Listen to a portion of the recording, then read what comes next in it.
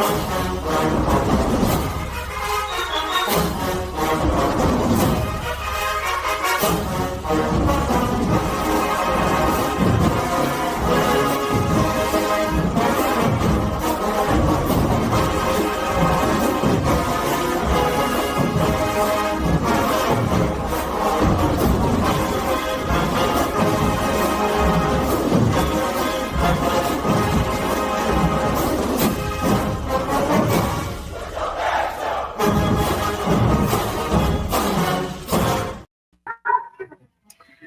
right. Hello. Good evening. Welcome to another episode of the O&G StrikeZone.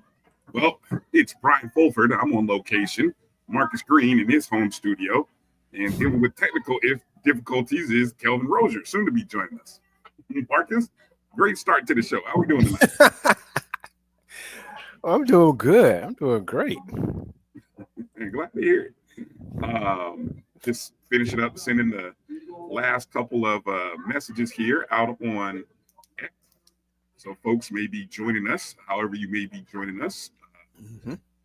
Obviously, the folks who are on X via the Black College Sports Network, or you could be watching us on Instagram Live at O&G StrikeZone, or you could be watching us on Facebook, Black College Sports Network, or O&G StrikeZone. And there you see Kelvin Rozier. I think he's got his technical issues figured out. Okay, how you doing tonight? I'm wonderful, man. I think we'll see. It's still early. Yeah, let's see whose connection goes. Hold on. I'm knocking on wood that this doesn't happen, but let's see whose connection holds the longest, mine or yours, Kelvin.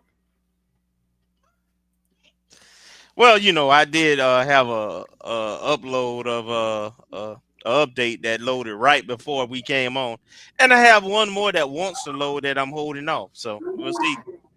Yeah, you got to watch out for those Windows uploads mid-show, the kiss of death. So yeah, so there it is. So we'll see. I'm on the hotel Wi-Fi, so we'll see how long that holds. Fingers crossed. And then I'm down here in the bar lounge room area. So as long as the we can hear. We'll see. All right. So what do we got in store for tonight's show? Coming up at the bottom of the hour, we've got the head ball coach himself, James Colzie III, coming to join us as spring football practices have resumed for the Rattlers. And then at the top of hour 2, our friend, Liv for Hoops, Liv Antilla is going to join us. The Hall of Famer, Liv Antilla. We got to put some respect on her. She's a Hall of Famer now. So we got Liv coming on at the top of hour 2. We'll talk about FAMU basketball, HBCU basketball, all kinds of good stuff, man. All kinds of good stuff. And then as we get into maybe the second half of the hour, let's see, Marcus has got some more Olympic sports committees and signees to talk about. And we'll maybe open it up to you guys. You guys have a lot of questions and questions, concerns, thoughts. And we'll try to get into all of those here over the next 2 hours. But you guys would do us a big favor if here early in the show, if you would, go ahead and hit the thumbs up button, hit the like button, however and wherever you're watching the show. Make sure to share it on your streams, whether it be Facebook or on X or even YouTube. Go ahead and share the stream, and you can always make a donation to the show via the Cash App symbol right there, $MyJBN, MyPCSN, or if you're one of the great people who are on our Jericho Broadcast Network's YouTube page, you can become a member, or you can leave a super chat. Any and all ways help us keep doing this show and keep doing it at a high level. So, yeah. All right. Anything I left off there in the intro in the beginning, fellas? Marcus, you're on mute. Doing a great job, man. You're a professional. Good to hear. Even on location. Yeah, you bobbing and weaving all the lobby traffic. All right, good deal. So hopefully the Hopefully the audio comes through good. Let me see if I can make sure that I've got background noise. Yeah, background noise reduced. So we'll see if that matters. All right, let's go through some of the highlights of this our roll call, like we do at this time, and we'll say hello to the family that's joining us. Let me see where we're gonna start. Start as always with Jimmy Mack. Jimmy Mack, first one in the building. Jimmy, good to see you, man. Thanks for being a JBN subscriber. Appreciate you coming in and joining us. Good to see Kelvin didn't waste any time typing in, or his computer issues happened. Melissa Wilson checking in. Hey, Melissa. Hey, Melissa. Since Kelvin can't say hi, because he's probably on a delay of some sort, I'll say it. Oh, there it is. Okay. Gail. Hey, Gail. Thanks for being a JBN subscriber. Thank you for joining us tonight. Meredith as well. It's another JBN subscriber. Appreciate you, Meredith. B Starks. Oh, the JBN subscribers are coming in hard. Appreciate you guys. B Starks, hello to you. Mary 305 from South Florida. Good to see you. Thank you for being a JBN subscriber. Tom W. I don't even know what that is. Thank you. Good to see you, man. Thanks for coming in and joining us. Demetra, good to see you as well, Demetra. Thanks for checking in. Always a pleasure to have you. Ken, Alice, checking in. Good to see you. V Gaines in the house, checking in. Batman. Hey, speaking of Batman, have you checked out that new Verizon commercial? Batman. Okay, so all I'm going to say is it's going to be I don't think I have. It's a State Farm commercial that's going to be running all during the NCAA tournament, and you're going to be annoyed, but I keep laughing every time I see it. That's all I'm going to say so far. So anyway, State Farm commercial. I saw a preview somewhere. Yes, it's funny as heck. Tamara T, what's up? Thank you for joining us, being a JBN subscriber as well. Appreciate you. Watch JD TV in the house. Appreciate you. Let's see, anybody I missed? James Austin already with questions. Questions, James. Appreciate you coming in and joining us. Hey, what's up, Batman? Exactly. Marvin Allen checking in. Good to see you, Marvin. Little baby checking in. Little baby, good to see you. Good to see GT back on the job. Early mornings covering practices. GT3 in the house. Good to see you. What happens on your birthday remains on your birthday. Things Up Podcast. Keith checking in. Appreciate you, Keith. Thank you for joining the show. AD Drew in the house. Good to see you, Drew. Chuck Hunt checking in from Monroe, Louisiana. Good to see you, Chuck. Sweet checking in. Good to see you, Sweet. Thanks for checking in with us and being a JBN subscriber as well. All right. So there we go. A good roll call to start the show. Well, we can go any number of directions, guys. A lot of juicy stuff happening around FAMU, on the court, off the court. I can say, I guess we are officially into spring season now that all the winter sports are truly finished now. Shako, good to see you. Thanks for checking in. Appreciate you. Nehemiah Jefferson also checking in. Good to see you guys. Thank you for checking in. Where do you want to go? It's an open forum here for the first 15 minutes. Where do you want to go? Probably just putting a bow on Baseball. Basketball. Oh, well, never mind. Rock, paper, scissors for it. Let's go. Kelvin wants to go baseball. A sport that starts with a B. Yeah, a sport that starts with a B. There you go. Well, why don't we can hit baseball? Let's go for baseball. Yeah. Let's hit baseball up because baseball team opened up the SWAC season. Swell. swept UAPB, right? Mhm. So that was a good start to the season. Just kind of going back here and looking at through some scores. 7-6 in game one, 13-12 in game two. I think that was a game they actually had to rally to win that one, if I'm not mistaken. I think they were down 12-7 at one point in that game, and then they closed out the series with an I don't know, was that a doubleheader played on Saturday or was that an early Sunday morning? Double Oh, I think it was. header, I Yeah, I think it was think, Doubleheader. doubleheader on Sunday. on Okay. Saturday. Yeah, they closed out the double sit the Because of the weather. doubleheader. Yeah, with a 12-5 win on Sunday. So again, I don't think FAMU hadn't played. Hold on, let me look here. We had not played UAPB in. I'm just looking here at the history. The last time we played UAPB was 2011. In February at a neutral site field. So, I mean, that's how long it's been since we have played UAPB. 14 years since our programs have met. And, you know, Kelvin, I think that's one of the unique aspects already of this new scheduling format for the SWAC.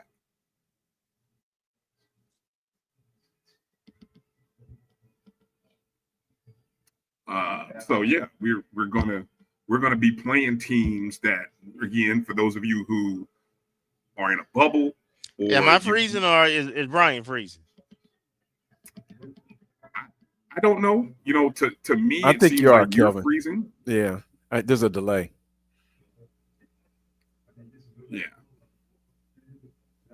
it might be. You know, who knows? Again, I thought it might have been you, but anyway, yeah. So we'll give Kelvin a chance to kind of figure out his situation and kind of come back. You there, Kelvin?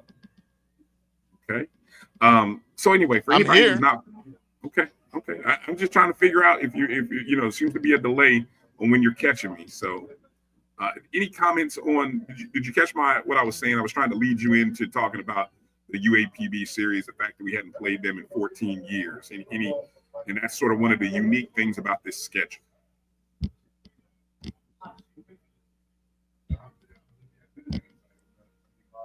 Well, I like that we're playing multiple teams that we normally wouldn't play on the West. I do like that schedule, and it's total opposite of softball, which I find interesting. But I guess the coaches on that side wanted something different. But you know, UAPB has a new coach who was a former major league scout. So you know, first year, and he's trying to develop the program. Obviously, they can hit the ball a little bit, but struggle with pitching, like most of us do after our first or second pitcher. So a solid win, got us on the right track, and we got another important series early where we play Alabama State coming up. Glad we got a sweep.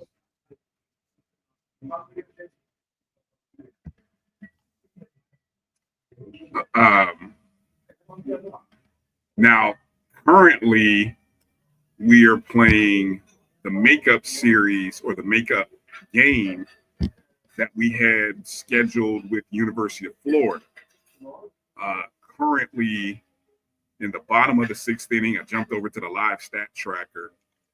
FAMU is trailing 9-4 in the bottom of the sixth inning. We gave up 3 runs in the bottom of the first, but we answered in the top of the second with 4 runs and actually had a lead through 2.5 innings. In the bottom of the third inning, Florida put 5 runs on us to jump ahead 8-4. And again, gave up a run in the fourth. No runs given up in the fifth. We didn't score any. But right now, we have scored 4 runs on 6 hits. Florida has scored 9 runs on 7 hits. So again, right now we're playing the 13th ranked Florida Gators, 9-4, bottom of the 6th inning. So there's our live in-game update. We do return. You talked about the upcoming series, Kelvin. We travel to Montgomery this weekend to take on Alabama State. Anybody have a record? What's Alabama State? How they do in their first opening series in the SWAC?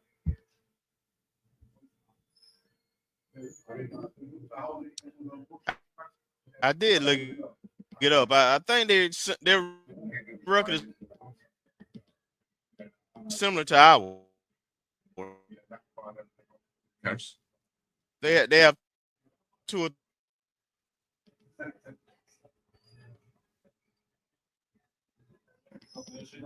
We're losing. I don't know. Again, Marcus, you may have to be the arbiter here of all things and whose connection is doing what. I think I was losing Kelvin there for a minute. You're on mute, so that doesn't help it. Yeah, Kelvin's is lagging. Okay. Unfortunately. I told you it'd be Sniper. It'd be Sniper, stop something. sniping. Yeah, it'd be something going on here. Yeah. So, but anyway, this week is Alabama State coming up this weekend, and we'll see what they do. Those of you, I don't know, is that Florida game? Is it on ESPN Plus? Anybody in the chat room, let us know if that game is on ESPN Plus right now. I think it said it was on the SEC network from the tweet that the University of Florida sent out, but I can double check real quick. Let me see. I'm gonna jump. I don't know if that's an extra subscription or if that's wrapped into ESPN Plus. I thought it was a separate subscription for SEC network, but I've never invested in it. So, all right, Troy White, appreciate you with the update. Troy says Alabama State currently 2-1 in the SWAC, so they didn't. They lost one of their 3 games. Who did they play? Troy, help us out there. Who did they play? I wasn't paying attention that hard. And the game is on the SEC Network Plus. Hollow says it's on ESPN Plus. So, yeah, so you should be able to. I'm going to see if I can pull it up here on my phone while I'm sitting here. Here, I see it. Okay, good stuff. All right, so we got live baseball action. The score is 10-4 right now. Still in the bottom of the 6th inning. So,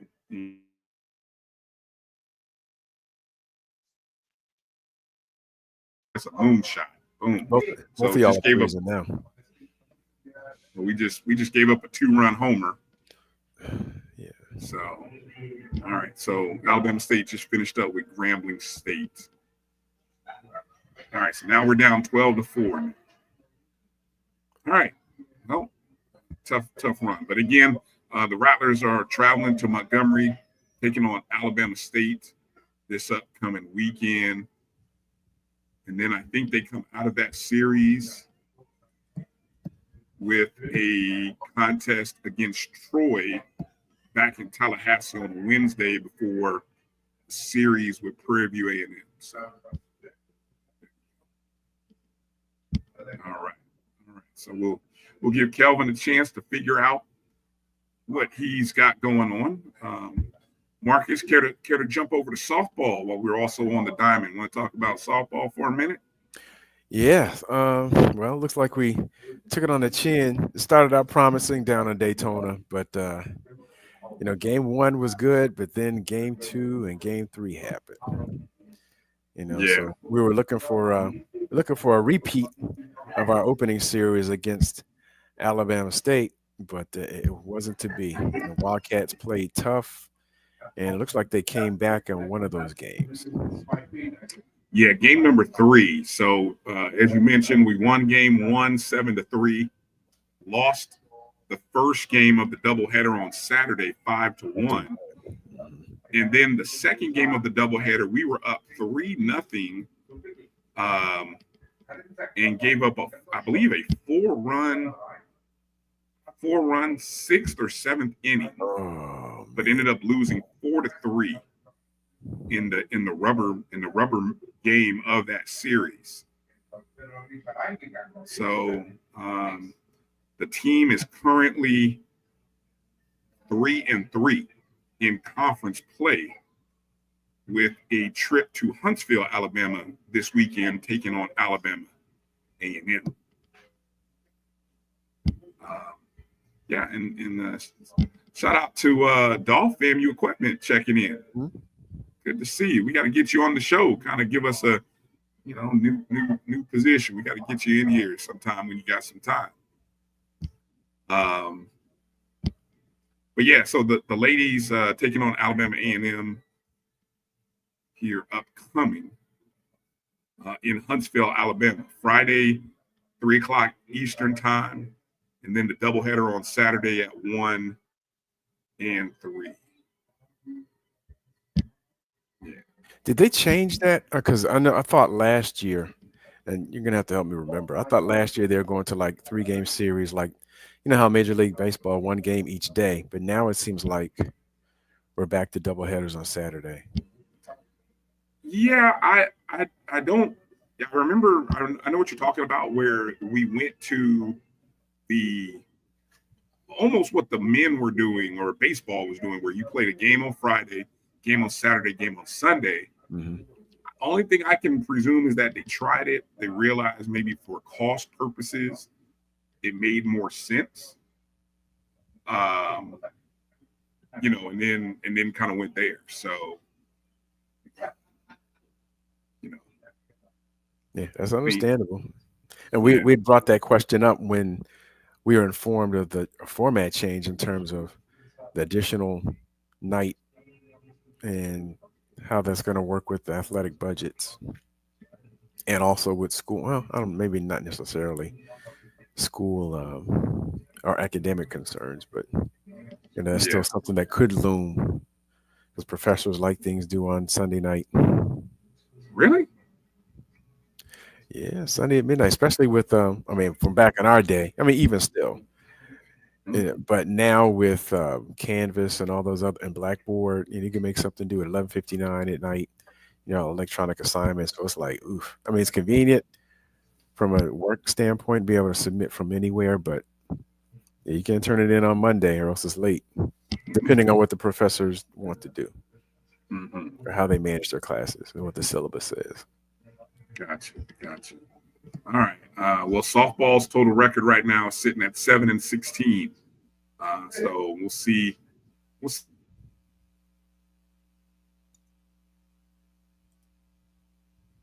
The one thing they did change the whole. They did change their double headers, as you mentioned, the Saturday doubleheader thing, Marcus. Mm-hmm. But what softball did not change. They did not change the whole playing one team every weekend. They're still doing Eastern and Western Division. So we play the 5 opponents in the East 2 times, home and away. Where baseball, you have 10 of 11 SWAC opponents that you're playing one series. So that's the one thing about. Hopefully they'll get it all uniform. I would, but then again, cost is always a. All right, let's go ahead and take our first break. First break of the show. Come back. Kelvin will be in the building. I think he's got his connections figured out, and I think we'll have Coach Colzie. We scheduled Coach Colzie for the bottom of the hour, so we'll see. Hopefully his time and availability still works, and we will come back on the other side of this break. Appreciate you hanging in there with us on location, dealing with all kinds of stuff, but we'll power through as best as we can. You're watching the O&G StrikeZone right here on the Black College Sports Network. We'll be back in just a moment. Planning an event? From weddings to corporate functions, CMJ Events LLC brings over 15 years of experience to make your vision a reality. Based in Metro Atlanta and serving statewide, even internationally, we provide versatile event planning and authentic catering cuisines tailored to your needs. Whether it's pre-game meals for student athletes, fundraisers, weddings, corporate functions, CMJ Events LLC is your one-stop solution for exceptional service and unforgettable food. Our diverse culinary heritage means we cater to all cultural tastes, dietary needs, and food restrictions, making every meal uniquely yours. Let's make your next event unforgettable. Visit us on all social media at CMJ Events LLC or email us at cmjeventsllc@gmail.com. Also give us a call at 404 664-3882 so that we can start planning now. This is the Dean of the College of HBCU Sports, Kenyatta Cavill of Dr. Cavill's Inside the HBCU Sports Lab with Mike Washington and Charles Bishop. Come mix it up in the lab where the course lecture is in session every Tuesday from 6 o'clock p.m. Central Standard Time on Facebook Live, YouTube Spreaker, or the BCSN app, as we discuss all things about the HBCU sports culture, including exploring the week that was in the sporting HBCU diaspora, as well as the upcoming week of HBCU sports.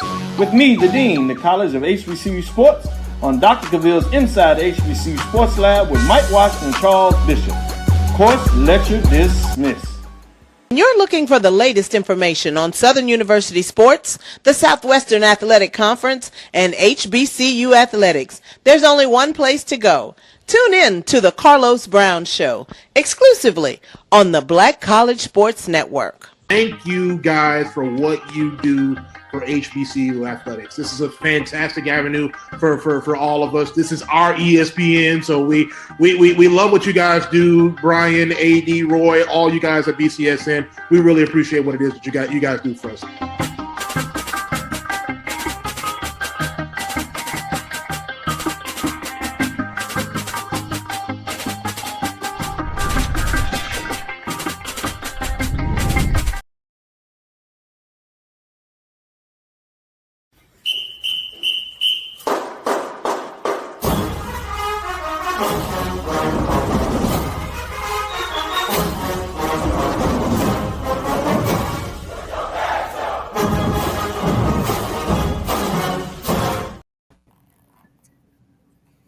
Welcome back to the O&G StrikeZone. Bryan, Marcus, Kelvin, and look who's joining us right now. It's none other than our head ball coach, Coach James Colzie III. Coach, how you doing tonight? I'm doing well. How you guys doing? Doing good. Hey, we're battling through, Coach. We're battling through. You know, we're on location. We remote. We got connection challenges, but man, you know, we battling through it. So glad you took time to join us tonight. No problem. And I was, when watching our basketball team, obviously battle through that Alabama State game, the Jackson State game, last week. And he said, right when they got beat, right when they hit 0-0-0, I get a bunch of texts asking me what time was practice and when did we start practice. I was like, basketball season's over with and everybody's back on football, I guess again, but no, all is well, man. It's been a great spring for us. We're getting ready to have practice 3 tomorrow morning, so we're excited to continue what we've been doing this spring. Coach, one of my first questions has to do with the delay from 1 to 2, because what was it, about a week in between practice 1 to practice 2? I think you touched on that a little bit, but is that a preference that you? No. Okay, no. You definitely didn't want to do that, but was no. There? So when we make our spring schedule, right? We wanted to have a certain amount of lifts, a certain amount of OTAs, and then we added our fourth quarter drills, right? But you remember that week of snow that we had where we didn't have classes, so we actually missed out on 4 lifts. Right, so I didn't want to lose those lifts, so all I did was just push us back a week. Where we actually got those lifts back, but what that also did was push our practice back.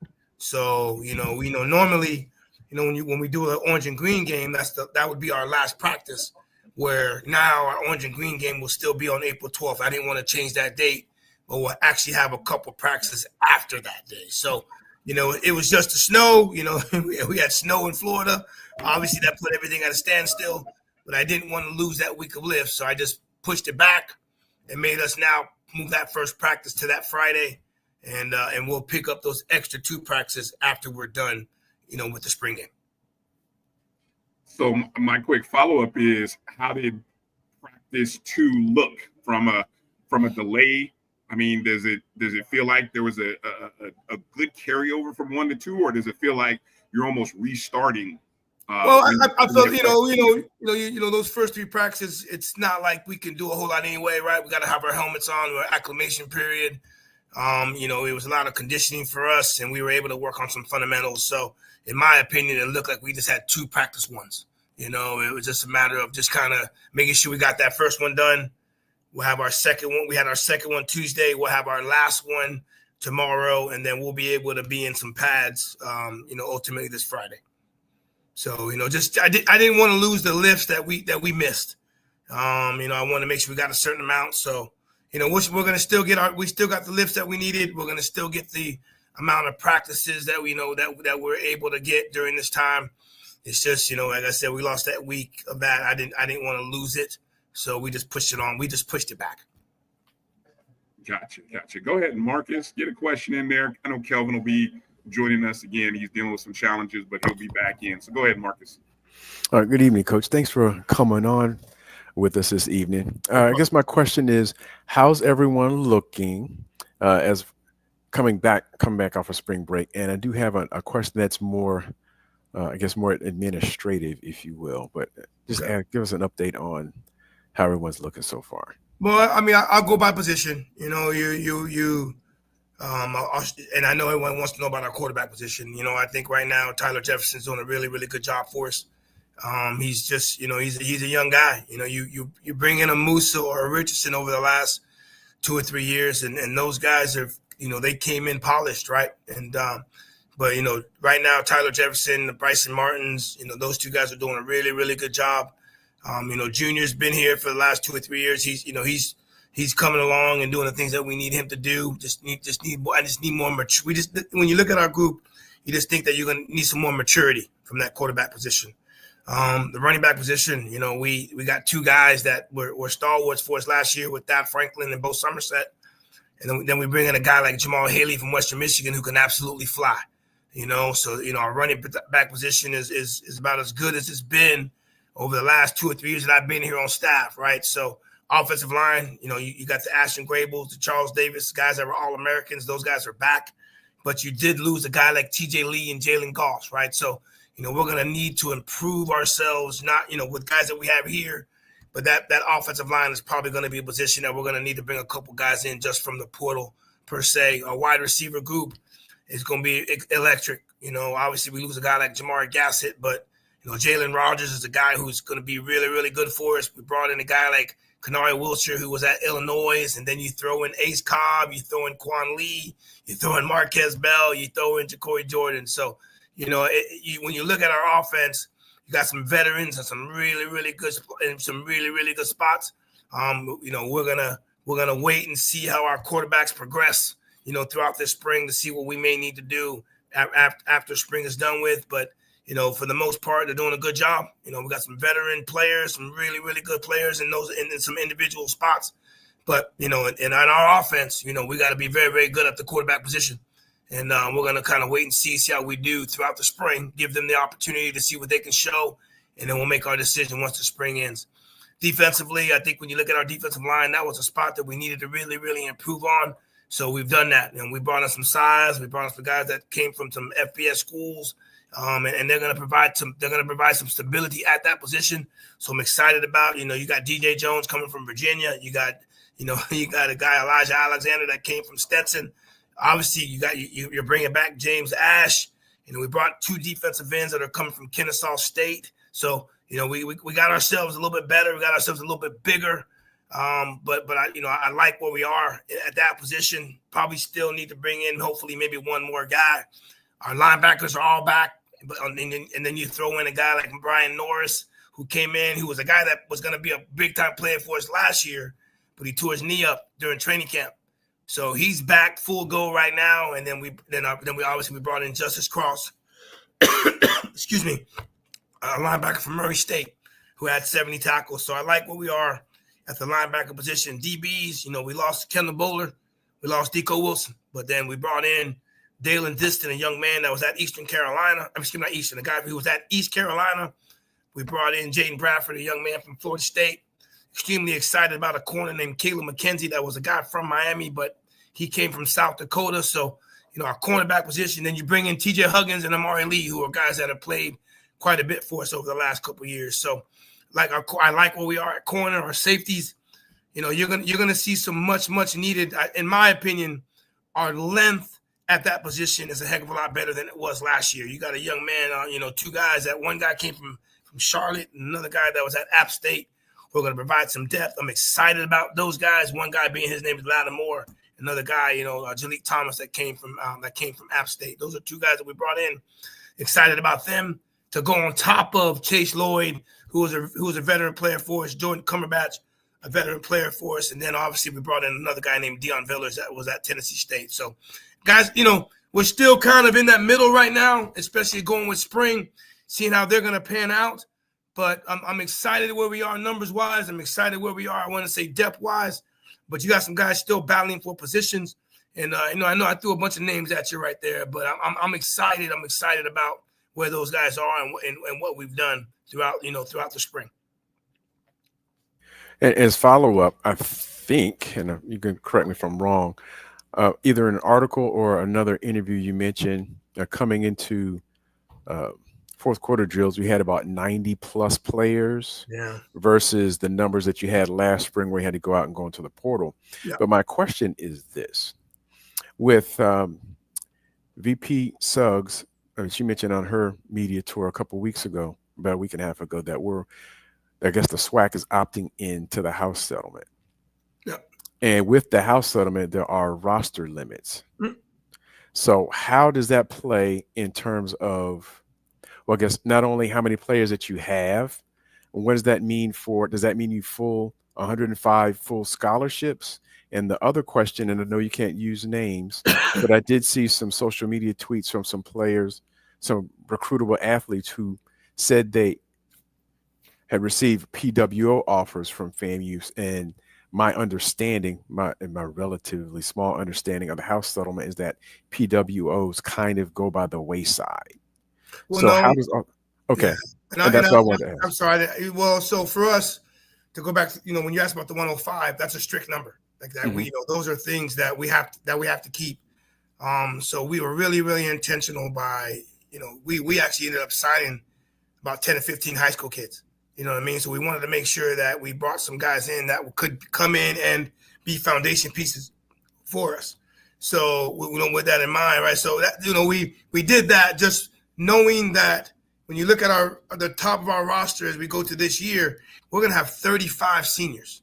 We're going to have 35 first-year players. And that's guys that have been here, while they were here when Coach Simmons was the head coach, and have been, they stayed with me throughout. There are guys that maybe last year we brought in that only had 2 years when we brought them in, and now this year they have 1. We did bring in a couple guys this year that only had 1 year left, right? So,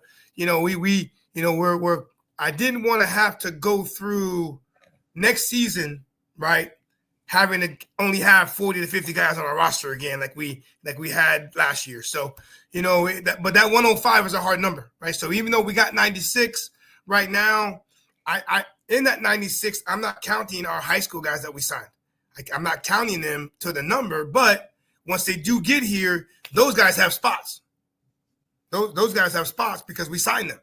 You know what I mean? So once spring ends, we're going to have to make some tough decisions, right? We're going to make some tough decisions on those 96 guys that we currently have here, right? So, there might be some guys that we brought in the portal that, that we're excited about. And then there might be some guys that are currently on our roster that we may have to make some decisions on. And, obviously that's what the lifting is, and the OTAs and fourth quarter drills and our spring practice is all about. We're not the only one. We're not the only teams that are doing that. We evaluate these guys every single day. But when we start training camp, that 105 it's got to be at 105. I can't do 106. We are going to be at 105. Okay, so the 105 represents the complete roster limit, yes, but not necessarily the number of scholarships funded. Well, we'll stay at 63. We'll stay at the 63 this year. Hoping to move up, but the SWAC is gonna. The SWAC will stay in that number as well. Nobody has decided to make that huge jump that as of today. Because we were having that conversation today that Colzie can be at 105. Our numbers will be at 63. Okay. as far as our scholarship numbers. And will that 63 be full scholarships or remain equivalent? Well, we use that 63 number as for scholarships, but in reality, it is equivalencies. Because what you're saying is, if it's 63, you're saying that you have 63 guys that are on full scholarship. We do not have that. Mm-hmm. We have a lot of guys that are on full scholarship, but then you got a couple guys that are 0.2 or a 0.4 or 0.6. So we're allowed to have 63 scholarships as far as the number goes, but we can't go past the 85 on the equivalency mark, which we're close to it, but nowhere near where we think it's going to affect us just yet. Okay. All right. Thank you, Coach. And I know there's some burning questions in the chat. Absolutely. I got some guys that I'm on the chat as well, and I did not speak about special teams, so I'm going to talk about that. I apologize for that. I did not do that on purpose. We ended up signing the number one punter in the SWAC, Alex Davis. He was the number one punter in the SWAC. He's been with us, and he's got a great leg. He punts every morning, and when it hits his foot, it comes off a little different. And then you speak up, and then Gunnar Trout was actually our punter who finished the season. So I like where we are punt wise. I don't know if you guys know this or not, but last year we had actually two long snappers. We had Baylor Payon, right? And then we had Martinez, who was a starter for us 2 years ago. Mm-hmm. So with Baylor Payon being in his last year, I actually redshirted Martinez last year. So he's he's basically a returning starter. He just didn't start for us in 24. He was with us during the 23 and 22 seasons. So those, our punter and our long snapper, I'm really, really happy about that. We did bring in two guys for kickoffs, and trying again, guys that we're going to evaluate during the spring. But the biggest thing for me is, can you kick the ball in the end zone when we need to kick off? That's the number one thing for me. We're going to be good enough on offense. We're gonna be able to score points and be able to get ourselves inside the 30-yard line, and we'll have a guy that can kick field goals. But for me, can you help us defensively by allowing our defense to start off their field position on the correct side of the field as opposed to where it's been maybe the last year or so? Happy about where we are kicking wise, but our kickoff guys, we just got to make sure we do some evaluation with them just to see where they are, and wherever they are after the spring, we'll make the proper assessment and hopefully make the decision to help us in that regard. Good stuff. Kelvin, it looks like you're back. You're looking sharp. Why don't you jump in there and get some questions in for Coach? Yeah, I had to upgrade my computer, man. I went to a totally different computer, a newer one that I have. But Coach, I missed some of, so forgive me if I'm asking something you already addressed. But I know you have some coaching additions that you've had to your staff, and one, I want you to talk about that if you haven't already, and then two, what's the benefit? How much? I know there's a benefit to that because you didn't have that for certain positions last year going into the spring. So just kind of talk about that scenario. Well, we have a full staff, right? I mean, from offensive coordinators. So on the offensive side of the football, we have our offensive coordinator, Coach Burris, right? He was promoted from at the end of the year, and and in my opinion, I thought he finished the job and finished strong, and the promotion was warranted. I was able to bring in Kelvin and Marcus and Cedric Williams, two guys that are highly touted, who were both at North Carolina Central. And I know over our course of my 4-year history of being at the HBCU level, right? I think that these are two guys that have done really, really good jobs at their said positions at North Carolina Central. Now, Kelvin Marcus and I, we've gone and seen, him and I, we go way back to 1999. He was one of my first recruits that I brought to FIU. And we've always kept tabs. And, we always discussed that whenever someone was able to get a head coaching opportunity, we were going to bring them on. Well, last year, I didn't necessarily have that liberty, right? But was able to bring him on. And his relationship with Coach Ced enhanced the relationship with Coach Cedric Williams, because, when I talked about getting Kevin's like, man, you gotta try everything you can to get Coach Williams, who's a great offensive line coach. So able to get those two guys there, and made some changes at the wide receiver position, and I thought it was important. I think you bring all these coaches in that got great pedigrees and are great coaches, but I do think there are some times when you got to make sure you bring a guy in that's from the institution. When we were able to bring in Mr. Jeffries, a great young coach, did a great job at Illinois as a grad assistant, did a great job at Western Illinois as the wide receiver coach. And obviously he's a guy that's played here and bleeds orange and green. And I thought that was extremely important to bring a guy like that into this program, right? Especially a program that I know he loves, and he's going to take over a position, a wide receiver room that's got a bunch of personalities. I pray for him every day, that he's gonna stay with us. But he's an important cog in what we're doing offensively, because we all know how these wide receivers are, and y'all see him on the field. But he's done a great job with them, instilling the discipline that I need from that position, and up to this point, he's done a really, really good job. So defensively, we were able to add some pieces, and I was able to. Obviously, I kept Coach Pope, as my defensive coach, and then obviously congratulations to Coach Patterson. Coach Patterson, obviously getting an opportunity to go to the Patriots, but we were able to bring in a defensive coordinator. He has almost finalized everything HR wise, but he's in the building, and he's doing a really, really good job for us up to this point. I do now have 2 D-line coaches. We have an interior guy with Coach Walker, who was with us last year. And then I was able to bring in a defensive end coach by the name of his name is Coach St. John. I'll be able to announce him tomorrow. But he came from McNeese State, and he was at Sanford. So, able to enhance, some pieces. I think the biggest thing for me was, and we were all here last year. Everyone knows how everything kind of went about. And, but I think the biggest thing for me is just being able to bring in my staff. Guys that, be able to make sure that, the trust and everything that I know that I'm going to say to these people is going to be echoed and to the team, and just making sure that what I say in that staff room is going to be held tight and is going to be done the way I want it to be done. So, great coaches, great men, great husbands, great teachers. And, I'm excited. I'm really, really excited about our staff. And I'm definitely excited to be able to announce the rest of our staff, which will be our defensive end coach and our defensive coordinator, because I know everybody wants to know. So that'll happen. That'll happen hopefully by the end of the week. Just want to make sure I get the go ahead to do so. Okay, Coach. And to follow up on that, I also noticed that with some of the names you mentioned and the guys you bring on, they're extremely experienced. Yes. Successful and experienced. Yes. When you bring in successful and experienced, I completely forgot my special teams coordinator and my stars coach, Coach Weston. Yeah. He's another guy that him and I go way back to 2007. And again, conversations were whenever I get a chance, right, get an opportunity, I want to make sure I bring him on. And he was at Norfolk State last year. He was their special teams coordinator and their linebacker coach, and he developed an All-American there last year. So you're right. I mean, that was, I wanted to, again, bring in great men, but I wanted to ensure that they had success at their previous stops. That was big for me. All right. So does that mean that there's some scheme changes coming?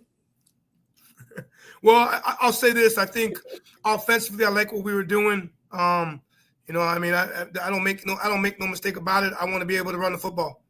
I want people to have to try to stuff the box with us and allow our athletes out there to do some work. And I think you saw how our offense would look the last 2 games of the year by doing so.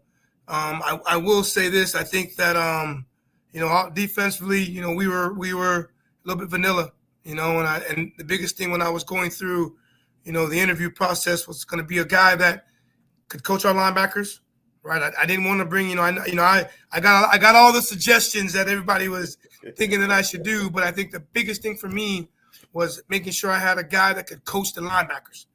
That was important to me, but also had to have FBS coordinator experience, which meant that it was going to allow us to do some different things. Now, hey, when you see us, we're going to play quarters and we're going to play thirds, and that's our base defense. But I also wanted to make sure we added some wrinkles to what we were going to be doing on defense. And when I went through the interview process, those are the things that I asked. Now, I had offensive guys on the call. I had defensive guys on the call.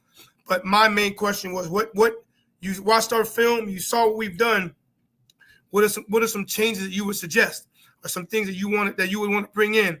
And the guy that I brought in, man, he's a disciplined guy. He's a detailed guy, and I can't give everything out, but you're gonna see us as a group that first and foremost, right, got to stop the run, but there'll be some different packages that we'll be in. There'll be some different blitzes that we're doing. So I'm excited about what we're doing. Even our first 2 days, our install stuff and what we've been doing practice wise, it's been a little bit different, and I'm excited about that. Sorry, guys, that I'm dominating. I got one more I got to get in, then y'all can have it. Go ahead, Coach. What is the spring game going to look like this year? Now that your numbers up and you seem to be healthy, and you got some new pieces that you kind of need to see. So, are you going to go to a more traditional format? Well, we didn't have the numbers last year to do the game, right? So I'm looking for a sponsor for our draft. We're gonna have our draft. We're gonna split the coaches up. We're gonna do all those things, right? To give the fans that are going to be coming out, the proper game that I feel that they deserve, and that I feel everyone deserves, right? So, we'll have our group, and I'm anxious to see who the number one draft pick is going to be. But yeah, I'll section off the staff and get everybody, in their own quarters, and we'll go to the draft, and we'll have an orange team, we'll have a green team, and then we'll go from there.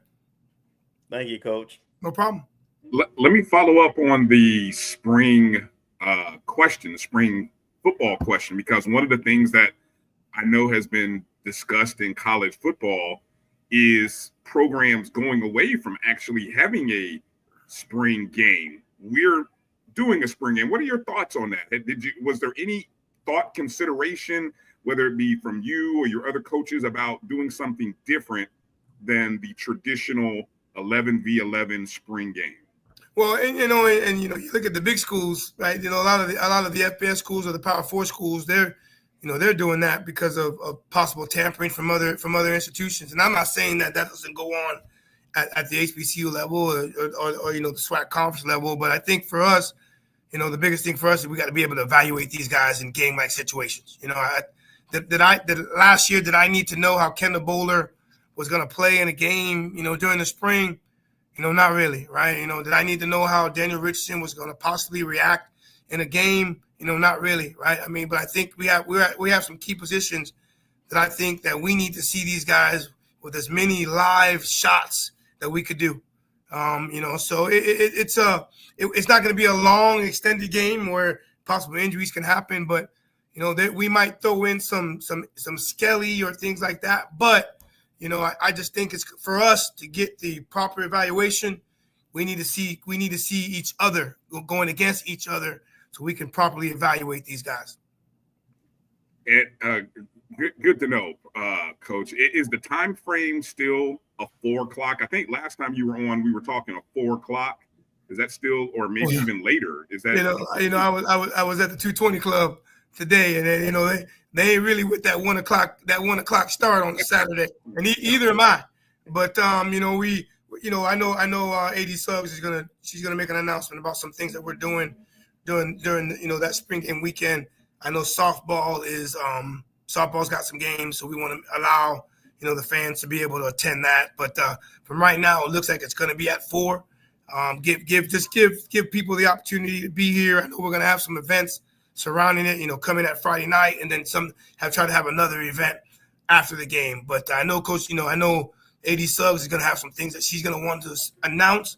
But I think the one thing that I know for certain is that the game is still sectioned off to be at 4 o'clock. Okay. And also the draft, I had Ashley jumped in. When you talked about looking for a sponsor for the draft, what were you referencing or referring to again? You might be able to catch one if you give a little details right now. I know. 2 years ago, I know we had people here. We had Vaughn Wilson, recording, and the only thing we were missing was a sponsor. I mean, I don't know. Hey, just have a sponsor. I think Vaughn will probably live stream the thing. I'll be making the announcements, and I don't know. Be 2 hours of somebody who wants to be a part of the draft. Okay. There it is. FAMU Spring Football Draft presented by. There you go. Whoever. Right, so see, it don't have to be one. I'll take 2, 3, 4, 5, 6. There you go. There you go. Let me ask one other question here before we wrap up our time with you. And is there any changes happening or that are being discussed as it relates to the sidelines, as it relates to home and away on the sidelines? I got a question in the chat regarding something related to that. Has there been any talk of changing sides? Well, I think a lot of it just stems from avoiding a lot of that cross-section stuff at halftime. You know what I mean? Yeah. And I don't think it necessarily has to just do with us. We obviously we fell victim to it last year, and there was other melees throughout the year where if avoidance could be the best thing, right? And at halftime, we could sit up here and say that our guys aren't going to say anything, and then the other side's not going to say anything. But the blood's boiling at half, and people are saying some of the things that they say. But I think it's just the conversation has not come from us. It's just a conversation from the conference about trying to be mindful of. We're saying we don't want them to fight. We're saying we don't want people to say anything. But then at halftime, we're crossing, and then at the end of a game, right? Regardless of what happened at the end of a game, we still have to do what we still have to cross. So I like the side that we're on, but if it's gonna help us, have a better experience for our fans or whatever the case may be, we're gonna play at 6:00. So the whole sun being in the way, our games are at night, so that shouldn't necessarily be a problem.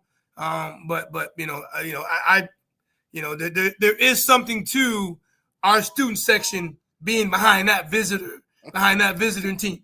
So I don't judge me. I don't take that for granted, And then when our stadium's rocking and we're making plays up and down the field, and you see that side behind them, well, I see it. It is one of the biggest home field advantages in the country. But just letting you know that it has been talked about, but it hasn't been from us. It's been more so from the conference. All right, good to know. Well, once you're off, we will speculate on who it is that's complaining after you're off, Coach. Don't worry about it. We'll speculate like mad as to who it is. Hey, I shouldn't say complain. I should just say suggesting. How's that?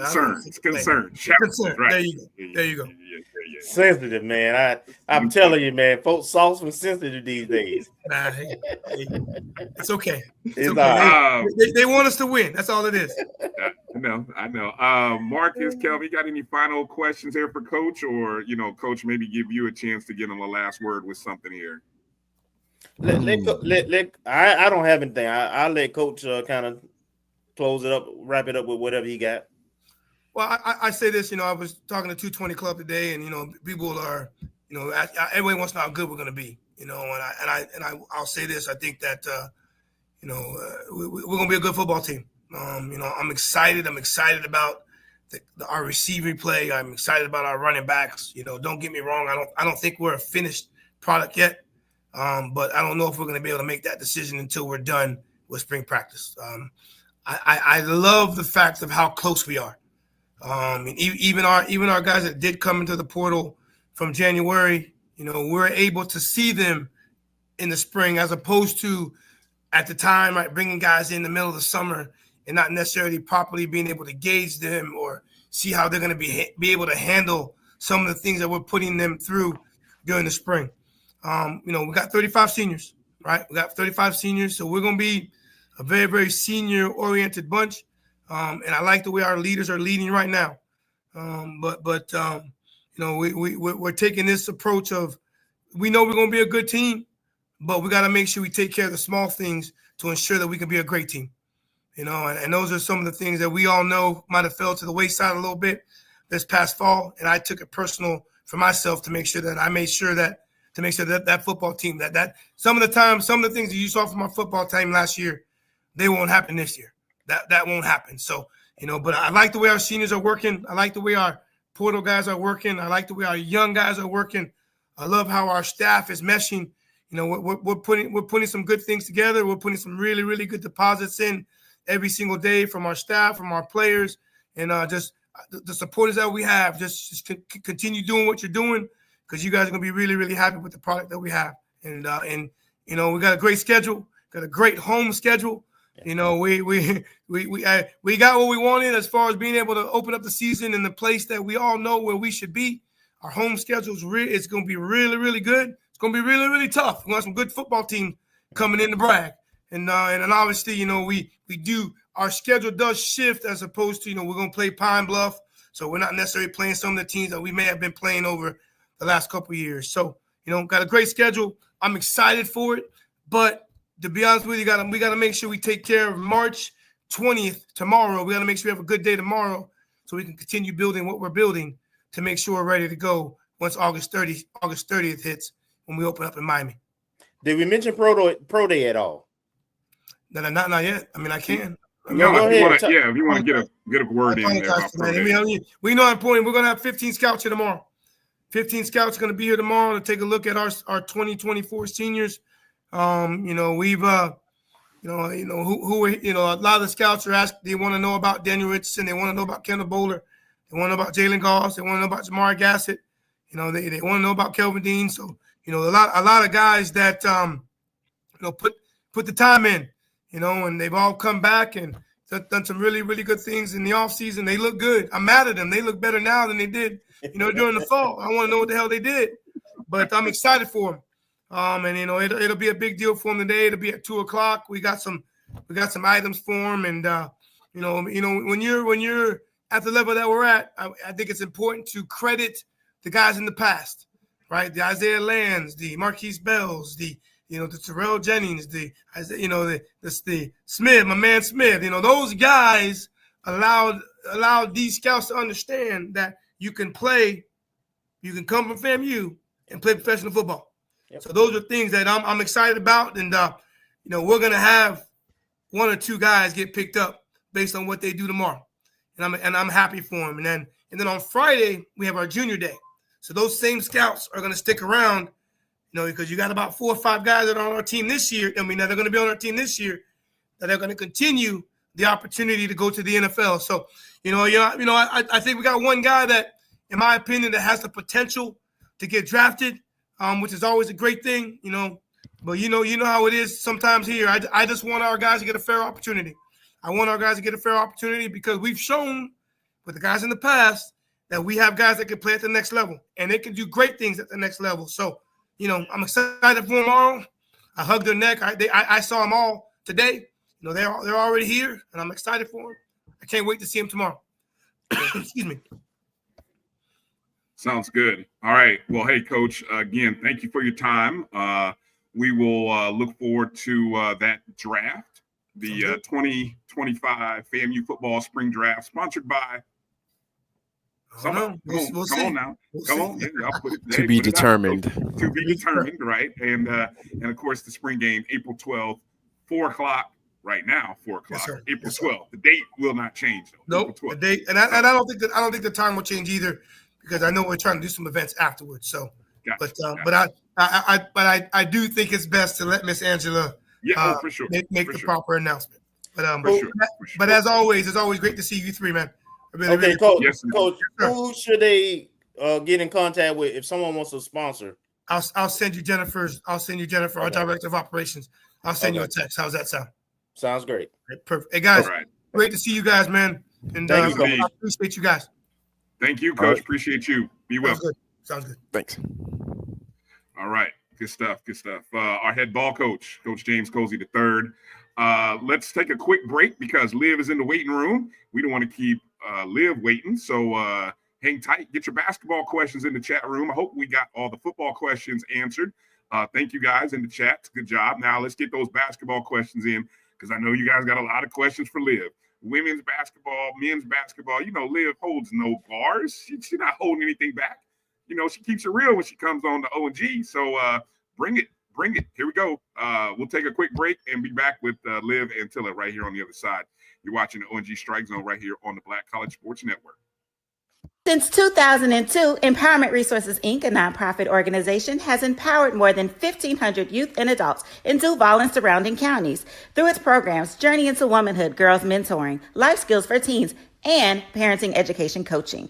To get involved with programs, volunteer, or donate, visit www.empowermentresourcesinc.org. Follow us on social media, facebook.com/empowerment.resources and instagram.com/empowermentjax.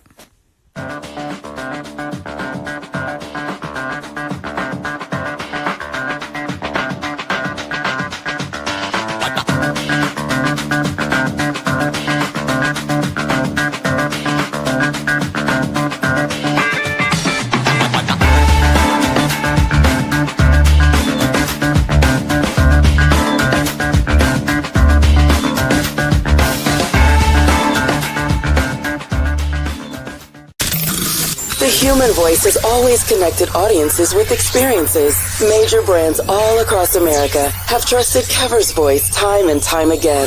Conversational, powerhouse, intelligent, and sincere. That's the voice you need for your creative marketing process. KeaversVoice.com. Kever's Voice, Kever's Voice, KeversVoice.com. Always on, all the time. It's never too early to plant the seed, to share the tradition, and instill a sense of pride in your HBCU with your little ones. HBCU Pride and Joy Children's Boutique helps you share your school spirit with a wide selection of adorable kids apparel and accessories officially licensed from your favorite HBCU. Visit hbcupridejoy.com and follow us on all social media at HBCU Pride Joy on Facebook and Twitter.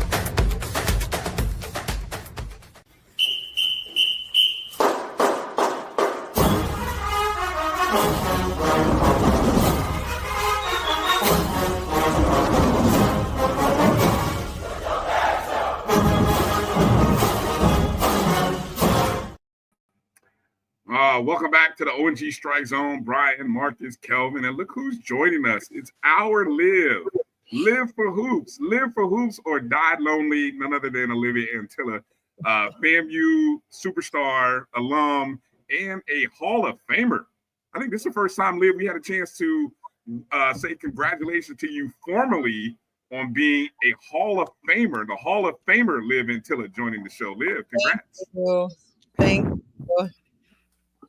Hold on, you posted, I remember you posted a stat on some of the one of the games, I think it was one of the games that you had while you were at your JUCO. What were those numbers again? Because it was like, me like, oh, it was my big game. It was 57 points that game. I went 21 for 23 from the field and 7 for 7 from 3. So, and that's still the school record for highest scoring game as of now, but it stood for now over 10 years. So hopefully it stands forever. What is that in the moment like when you're in a zone like that? What is that feeling like? I literally didn't even remember the game. After, this is something I vividly remember. After the game, my coach was like, Liv, guess how many points you had? Because the school didn't have the like player stats scoreboard. It was just the score. I was like, I don't know, like 20, like whatever. Because at the time I was averaging like around 27 points. And he was like, no. And I was like, 30. He was like, no. And I was like, I have no idea. And he was like, you had 57 points. And I was like, what? But then it was just crazy because all the fans of the other team kept coming up to me and saying how like that was the best game they've ever seen, and like that was just, it was really weird because I literally didn't remember making a shot the whole game, so it was just like, it was crazy. Wow, awesome stuff. All right, so Liv, the FAMU basketball season, women and men, are over. Obviously, the tournament season, you were at the MEAC. So before we get into the men and the women, I just, you were over at the MEAC, we were over at the SWAC. Obviously you represented, because, you did your work in the MEAC era. What was it like, the experience of being there for the MEAC and obviously You've heard all of the chatter post MEAC tournament. Why don't you give us your thoughts, if you before we get into talking about FAMU basketball, your thoughts on that? I've agreed with a lot of the sentiments that I've seen about, not when it comes to, because I have seen people being like, oh, it's an unfair home advantage for Norfolk State. I don't believe in that, because although they've been there at the Scope Arena since like 2013. So if it was really that way, they would have way more championships than they do. I don't like it. One, because it's freezing cold in there. Like, it's freezing cold, and the floors are actually like, they're playing on ice. So the floors were wet. There was a lot of moisture. I tweeted it like the granddaddies was out. It's definitely a senior citizen type of event.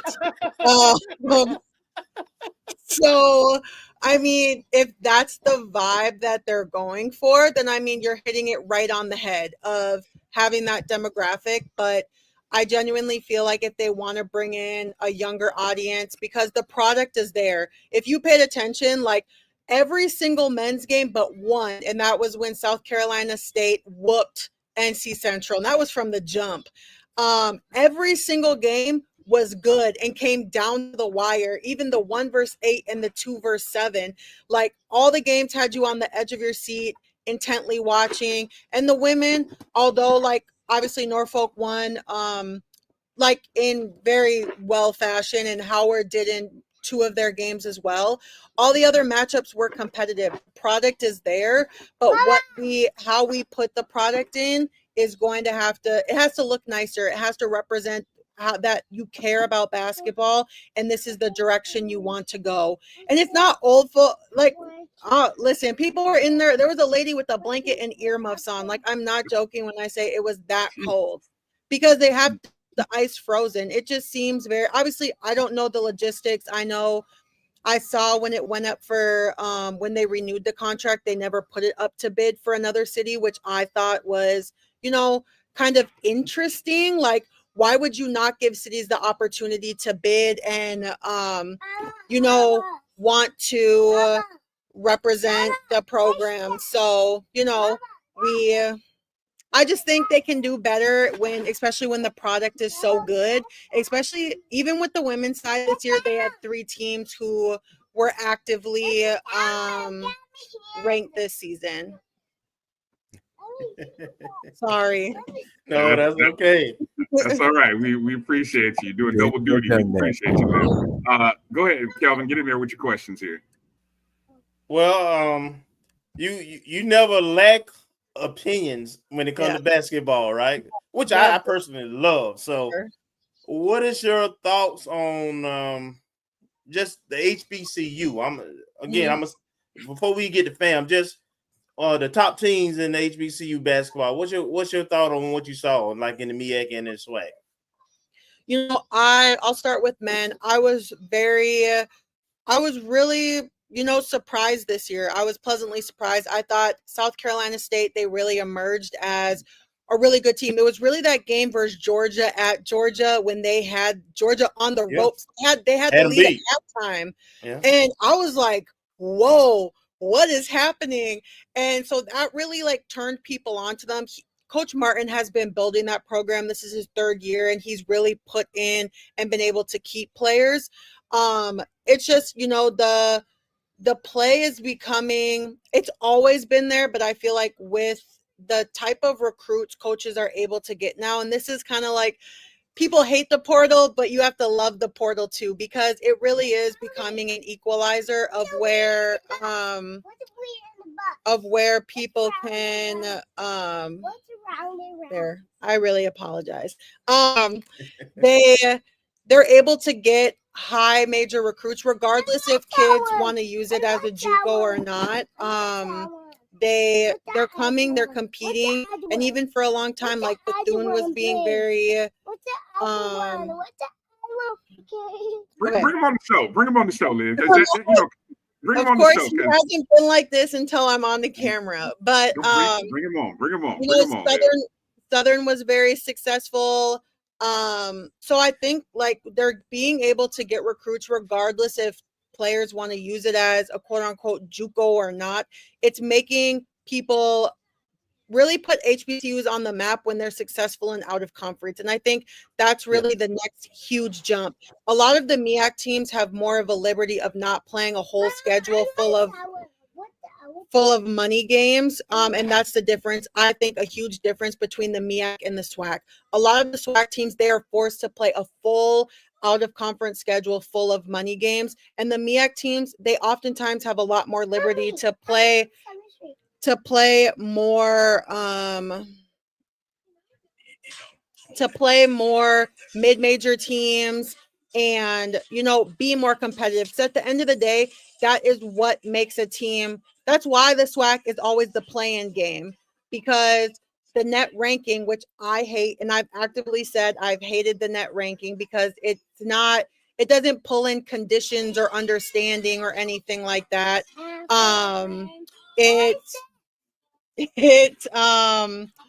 It just is what it is, but that's why we get the 16 seed when we have a Mississippi Valley who loses every single game by 30, 40, 50 plus. We have a UAPB who's not competitive during out of conference schedule, but I think the top teams really emerged themselves this season. Southern got a lot of really good out of conference wins. Norfolk, all these good coaches are staying, they're building their programs, and that's just what we want to see is longevity as best as you can. What are you going to do to keep your players here? What are you going to do to, sustain your program so you can get those out of conference wins? Then when it comes to women, obviously we have the best team in all of HBCU basketball, men or women, it doesn't even matter. Number 4 in the mid-major top 25. Number 4. I don't know the last time, that's the highest they've ever had in school history. So shout out to Norfolk State. But, handling business, he was able to get a big-time recruit in Diamond Johnson, and she's been, very she's been online telling other P4s to transfer to HBCUs and make that shift. And so I'm hoping if they beat Maryland in the first round, a lot more P4s will be open to the opportunity when it comes to women's basketball. But, we had A&M who coached Thornton at her first year at Alabama. A&M won over 20 games. We had North Carolina A&T who won the CAA, regardless if they lost the tournament. They were so successful for the season, and Coach Terrell, who's been there since I played at FAM, he coached against me. He, for the first time ever, won Coach of the Year, and it was in a PWI conference. And so I think a lot of programs are moving in the right direction, and it's because more players want the experience of playing at an HBCU. Hey, that ranking for Norfolk State, that's higher than any HBCU of recent memory. Women's team, any team. Right? Any team. I want to make sure we understand that, right?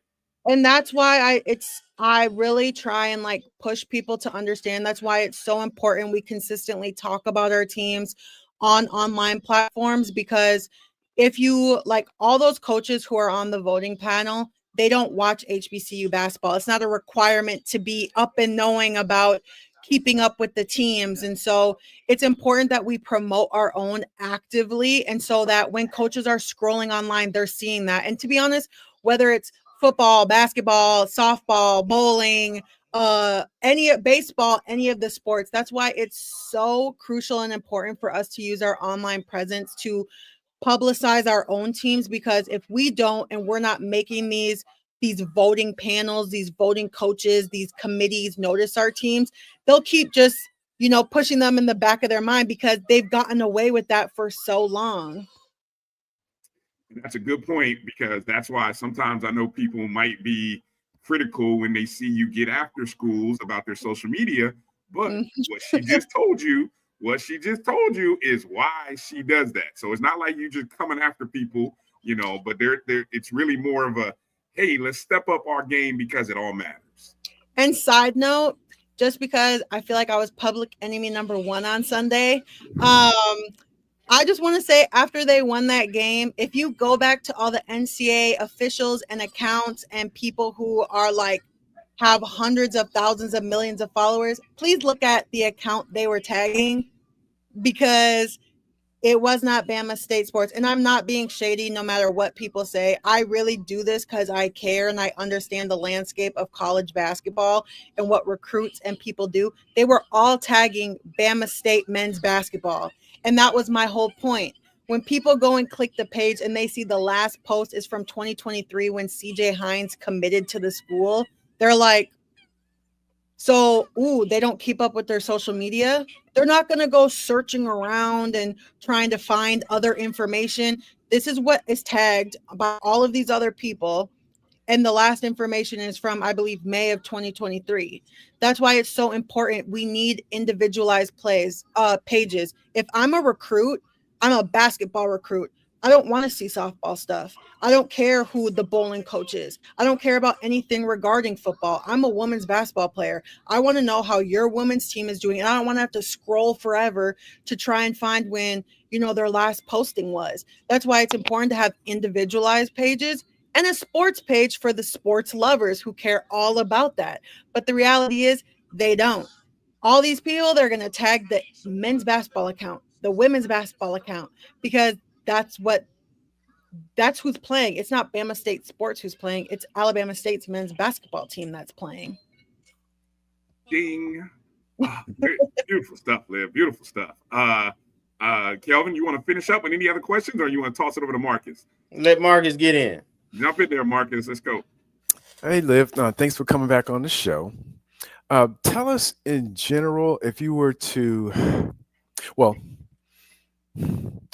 to encapsulate the season of HBCU basketball in terms of your expectations and how things ended up. Start there, but then also I want to get your perspective on the SWAC tournament. She might have froze. Yeah, I think we froze. Mm-hmm.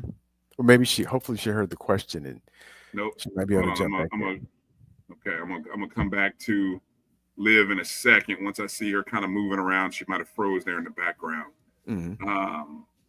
But while we wait on Liv to rejoin us, that's a great comment that she had. And just remember, I know she's tight on time here, so we're gonna have to kind of get our maybe another 5 minutes here with her, because I know she's got to take care of the little one there. Mm-hmm. And that's a good commentary, because we see on non-sports stuff how influential just posting whatever can influence masses. So if we want to promote our programs and we have individual accounts, here's the challenge. Let me say, I'm gonna also add to this, and I know I speak for even our own programs at FAMU.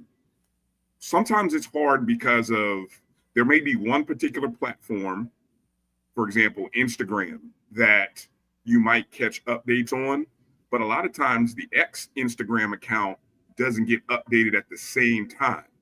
Mm-hmm. And so I know if you've been following our X account, I'm making a point to be very intentional after something gets posted on IG to also post it on X. But it is a challenge now for our limited staff, limited resources, school staffing, the challenges. All right, I think we got Liv back. Liv, we got you. All right. I'm sorry. Technical issues. It's all good. We understand. I'm the last one that can say anything because it's one of those days. Liv. Yeah, it is. Go ahead, Marcus, with your question there. I think we got Liv here. I was going to ask Liv, once again, thank you for coming on the show. In terms of your expectations coming into the season and how things ended up across the HBCU diaspora, but also specifically for the SWAC, how were things before the season in terms of who you thought was going to make noise and how things ended up? When it comes to the SWAC, I think everyone thought that, Grambling was going to really be the front runner. And what's funny, I think everyone's like, oh my gosh, it was such a bad season for them. And she still had a winning season. So, kudos to Coach Simmons, because that's pretty impressive when people look at above 500 season as a horrible season for you. And then of course I had Alabama A&M finishing at the top, and the team that probably surprised everyone the most, including me, I've said that, was Texas Southern. I mean, they made a massive jump. And I think although Coach Funches and Southern, They won the regular season. They won the tournament. Coach Skeet definitely had, reasons for being coach of the year. They didn't even make the tournament. I think they finished like 10th or 11th last year, because I know they lost to Valley once. So the jump that she made in year 3 was massive. And so I think she shocked everybody. In regards to, everyone else, I was kind of just like, oh, I didn't really know what to expect with a lot of these teams. Obviously, shout out to Valley. They had a coaching change before conference play started, and it ended up being very successful for them, for the assistant coach to become the head coach. And, they made the playoffs, which good for them. He really had them rolling and confident and playing, a really good game for them. So, I mean, besides that, I think everything else in the middle was kind of like, oh, they could end up here, they could end up there. So everything else was kind of just like, oh, we'll see what happens come end of season with players, with coaches. And as we already saw, Coach Sandy Pugh retired. So PV, which will be a hot spot for coaches to apply. I'm sure it's just based on where it is, their basketball it's so nice. So many applicants are going to be applying for it. And then obviously in the MEAC, there was just no surprises there, to be honest. I would say Coach Willis at UMES did a great job finishing 3rd. A lot of people weren't talking about it because of just how good Norfolk State was. But UMES ended up finishing 3rd in her very first year there, in her first job as a head coach. And so shout out to Coach Willis as well. Mm-hmm. Thank you. Liv, let's talk about your you Lady Rattlers first. Bruh. Yeah. Wait a minute, what? It keeps rolling. I'm like, I never have technical issues. This is crazy. Year two under Coach Gordon. Season finishes 9-20, 6-12 in conference play. And I just was looking it up because I was charting it all season. 12 of those conference losses, 8 of them by single digits. And if you add in the Bethune game, which ended in overtime, that would be 9 of the 12. And of the 8 losses, probably more than half of those were 1 or 2 possessions. It was a new year, minus the player of the year and Ariana Grizzle. New team this year. How do you assess what we saw in year 2 under Coach Gordon?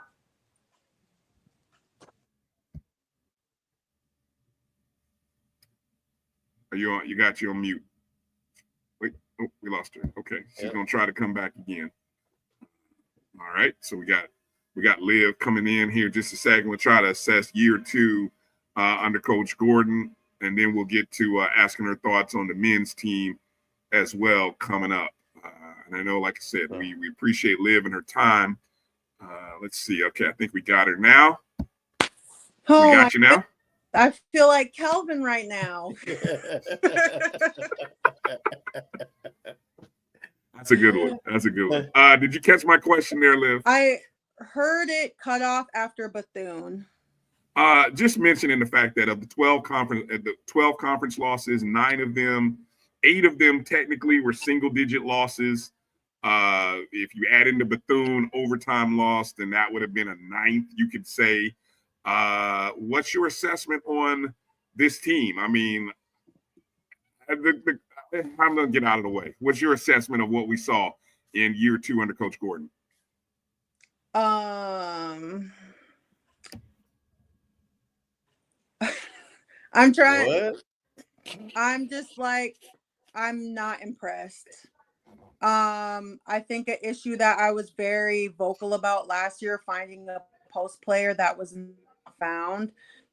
And no one believed me when they posted the post player they got, and I was like, look at where you have to look at stats, look at the school she played at, look at the minutes she had. It was just very lackluster. I did like Gay. Obviously, McEvans was very successful, but not having an active post player really hurt them. I think that in a lot of the games, the way they lost was more of a telling statement than the fact that they lost. because in multiple games, they had the lead, got chased down, then they lost. To me, that's an issue. Because it didn't just happen once. It happened multiple times throughout the season. And I think that's why it was just kind of a lackluster and a very much so a letdown of being like, one time, okay, 2 times, 3 times, okay, this got out of hand.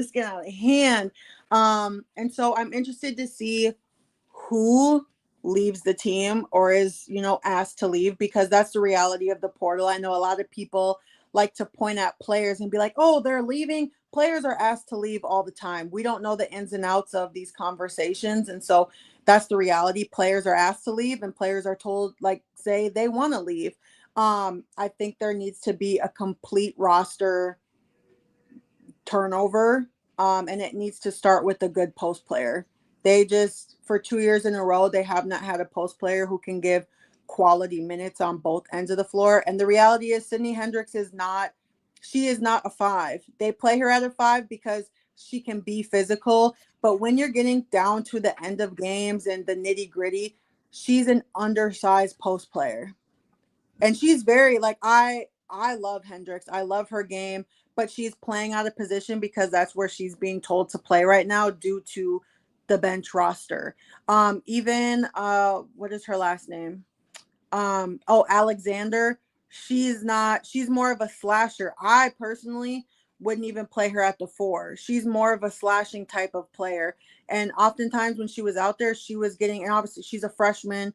She'll put some, they'll get her in the weight room if she's still here. She was getting, kind of pushed around like freshmen do. But I think that they need to be very intentional on getting a post player. I just feel like that would have made a huge difference. This season, their guards are constantly having to work overtime to generate these points. And they really have no consistency on the inside. And so I'm hoping that, because year 1, she finished 7th place. Year 2, she finished 8th place. Obviously, you're losing by single digits. Other teams went and got, players out the portal. Surprising teams showed up, but that's just the name of the game. And I think losing to Valley in the first round really shocked me. Obviously, Valley had a great season, so shout out to them. But to me, I was in the twilight zone. I was watching it on the airplane. I was like, what is happening right now? But that's who they've been all year, though. That's the thing. That's who they were all season down the stretch. So even though I was disappointed, I wasn't entirely surprised. I mean, obviously, I was wishing for the best, but yeah. So, I mean, I was hoping I think I had them in my preseason at 5. I think I had them at 5 or 6. It was one of the two. You always hope for more competitive. And so, I hope Coach Gordon goes and, gets the type of players that will fit her system. I will be very honest when I'm saying I don't know, who this team is. When you look at who teams are so for instance, when I look at Coach Curry team, I know how they play. I know their culture is putting up threes and playing that up and down game. When I look at Grambling women's basketball, I know they're going to play physical and full court press you. When I'm looking at, Bethune, I know they're going to rebound the crap out of the ball. I'm outside of having successful scoring guards. I'm kind of who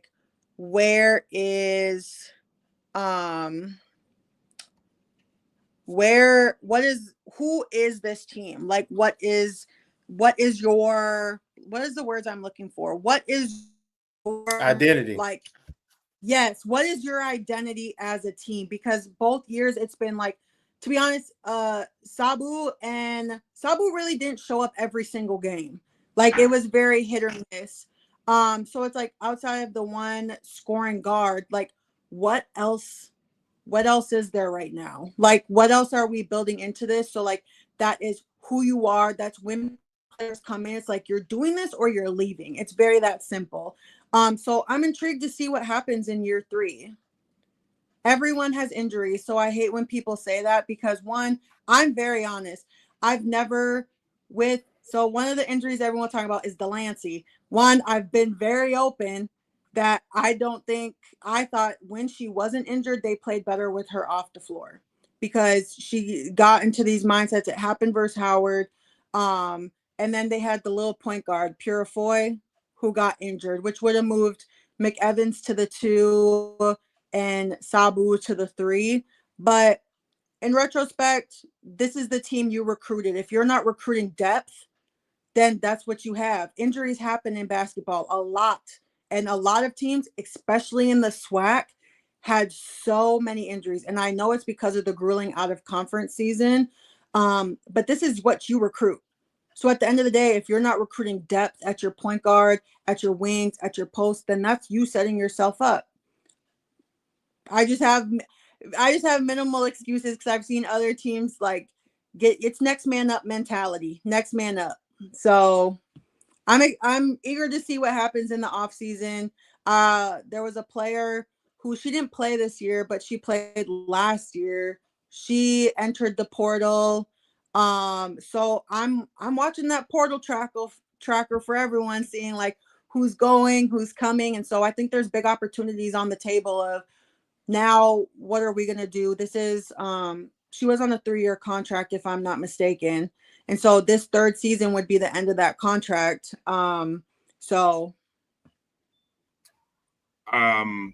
Any other women's basketball related questions, Marcus or Kelvin, before we jump over to the men's side real quick? Nope. Oh my gosh, I made this like you guys are so depressed at what I said. No. Hey, you always you always have an opinion, and you substantiate it with facts. So I have nothing to say. I guess I don't know. I wasn't looking for you to change my mind about anything, although you kind of said what I thought you were going to say. All right, to the men's side. So the men, historic first season for Coach Crary, most wins since 2008. We won our first SWAC tournament game for any program, men or women. So a lot of positives.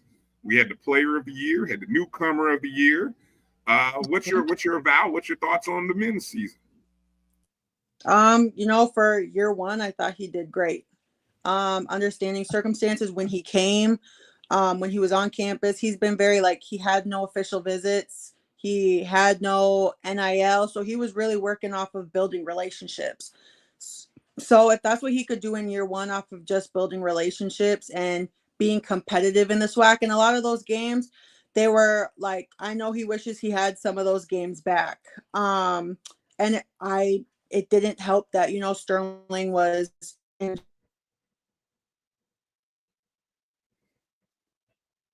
Uh-oh, she got sniped right there. She was about to say it.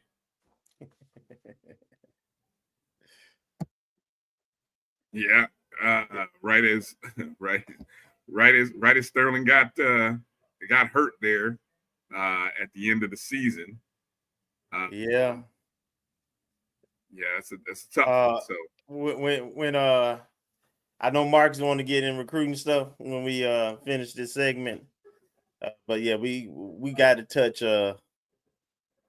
some of the transfer portal stuff as well as the coaching question with men's basketball. All right, let's see. Hold on. Let's see. We got Liv. Are you there? Nope, not yet. I think she's still trying to get her audio situation. I know it's a little past the time that she was supposed to be on with us, so I definitely appreciate. I wanted to give her a chance to get her thoughts in here on the men's program before we go to just us and close out the show. What, Kelvin? While we're waiting on Liv to pop in, go ahead and if you want to comment or what's your any comment. I know a lot of you guys are asking about the contract issue.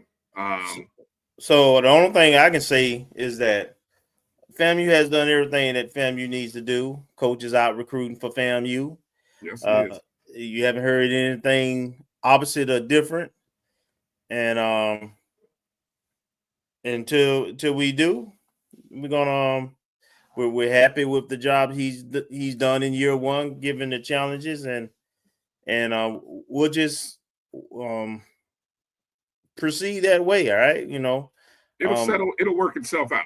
It'll settle itself out. On this understanding, these next 2 weeks will probably be critical because you got some coaches moving within the SWAC, right? So Alcorn's coaches slated to go to Chicago State, and there may be one or two other SWAC programs that are we're getting rid of their coaches, and then or contracts are ending. Yep. There's some things such as we don't know what A&T or some of those schools in the MEAC may or may not do. So, all I say is that as of right now, we know that coach is committed to FAMU and he's recruiting on behalf of FAMU, and I feel pretty comfortable in saying that. I mean, if somebody tries to come in and offer, they'll probably have to pay FAMU. So that's all we can ask for. Yeah, I'll double down on that. Yeah, I mean, coach is very excited about what he's out recruiting right now. He feels very confident. I've had some conversations with him. He's out recruiting for FAMU. Feels really excited. And I'll say this: the FAMU brand is such a strong brand, right? I mean, let's take, for example, what happened in the SWAC championship. You had a coach, Mo Williams, who left Alabama State to go home to Jackson State. The Jackson State brand is a stronger brand than Alabama State, right? But it opened up the door for Coach Tony Madlock, who is from where? The Alabama area. And so it's all pieces of the puzzle. It all fits. But I'll just say, we have a strong brand. And I think no matter what other schools are doing and what other schools may be tempting, there's a lot of conversations that are happening at the conference tournament. Okay. So understand that's the one good thing about the SWAC tournament, right? The SWAC tournament brings everybody together. It brings the coaches, it brings the ADs, administrators. And so all of those moving parts are all in one place together. And so I think this is the one thing I will say for FAMU and our basketball program. Take note of the 4 teams that were in the semifinal of the men's tournament. 3 of those 4 have some of the most active and biggest NIL budgets for their basketball program. Some of them are doing revenue sharing with their guarantee games. So for FAMU to be competitive, we're going to have to match and be able to equal what Jackson State, Bethune-Cookman, and who was the other one? Alabama State. That was 3 of the 4. Grambling. I mean, all of those teams are active and strong with their NIL or some sort of incentive that helps their program, their men's basketball program, right? FAMU is going to have to be able to be competitive in the same space because as we've seen, we had the player of the year hit the portal. Not surprised, right? Who were the other guys? We had some other guys hit the portal. They're reserves. Mo Schramm. Reserves. Yeah, Mo Schramm, who came in under actually I think his name is Alex Andrews. That was just popped up on Twitter. Yeah. But both of them were reserves. So but like Marcus, but like you have said, because of the nature of college basketball, look at the portal, guys. I mean, I've been retweeting stuff daily. Everybody knows the players. Everybody. But what it is, it's guys who, and Coach has said this, nobody on this roster was averaging over 10 a game at the Division I level. And what do you see? The guy who's SWAC Player of the Year. That's a stepping stone. Mm-hmm. And obviously, Milton Matthews, I mean, it's going to take some. I know he loves Coach. I know he loves FAMU, but it's gonna take something to keep him. Yeah, Because the same with Rod Coffey. Because Same Rod with- Coffey but came in last year under McCullum. But Yeah. even if you look at his, I guess I would call it a breakout performance. that wasn't in breakout our loss. performance. It was like a career night for him. Yeah, in our loss versus Jackson State, I mean, it's like somebody could see the potential, and he did have some pretty good accolades coming out of high school, and then he diverted to, I believe it came out of JUCO. I have to look back at his profile, but I mean, he's got some chops. So, yeah, we are going to have to pony up to keep players, and it's not just in basketball, but this is probably the most recent example. But in terms of players that are other Olympic sports who are showing very well. So, suggestion, and to that point, whether it be a combination of one or the other, some ideas. Put a fee on the basketball tickets that goes specifically to NIL, and or allow them to keep some of the guaranteed money that go to NIL. And don't forget now, the settlement is pretty much official, and I think it goes into effect with NCAA and the settlement money, and FAMU and the SWAC has opted into that. It goes into effect in May, if I'm not mistaken. So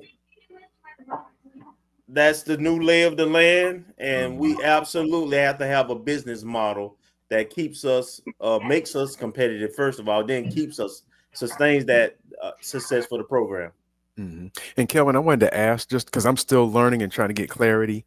Now, I believe was basketball always a head count sport versus equivalent?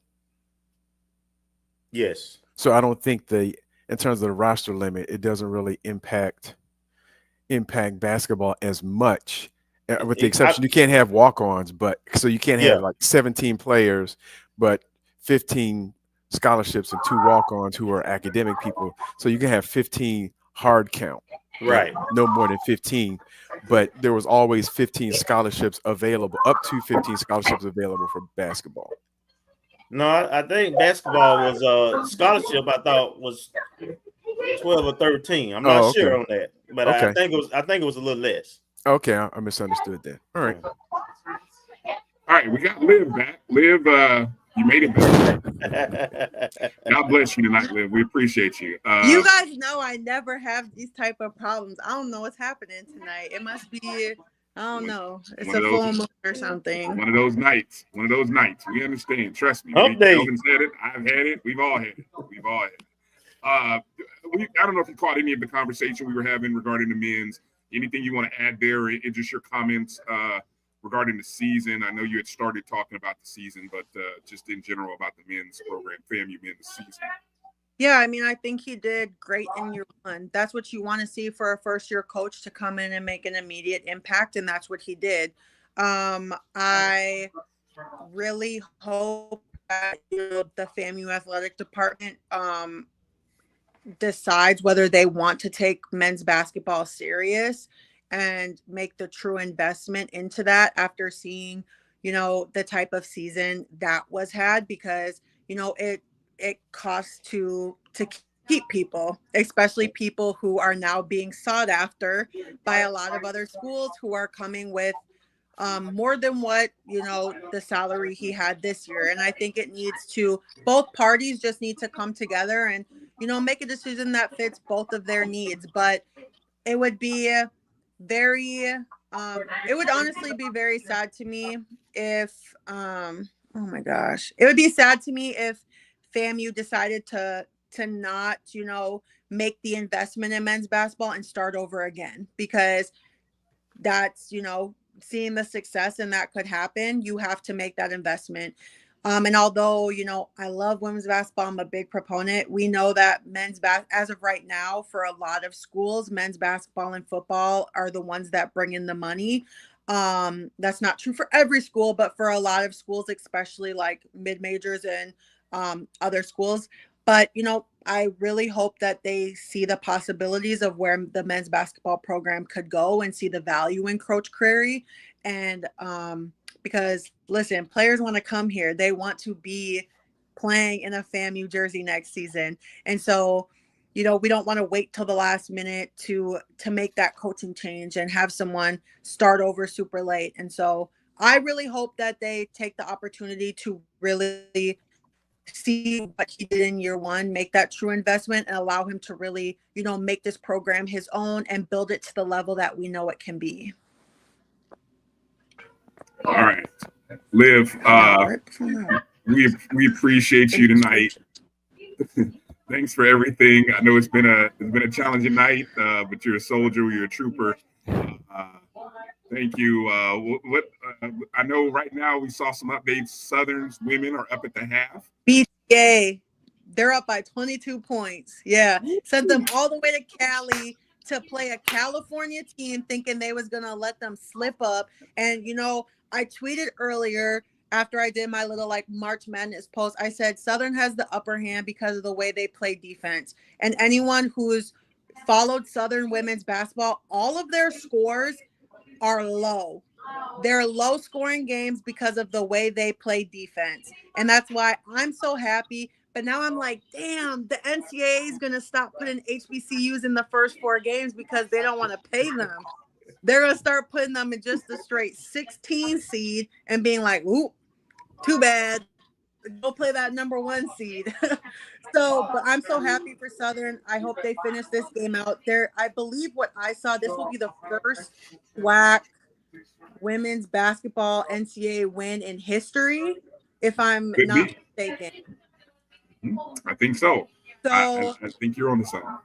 Shout out to them Jags and Coach Funches putting on for HBCUs, because come this time it's all of us versus everybody. And so shout out to them. Make sure you guys and also before you guys kick me off, there's 5 games tomorrow. Kick me off. We would never kick you off. There's 5 games tomorrow. It's fine. There's 5 games tomorrow. Zula's women's basketball is playing in this.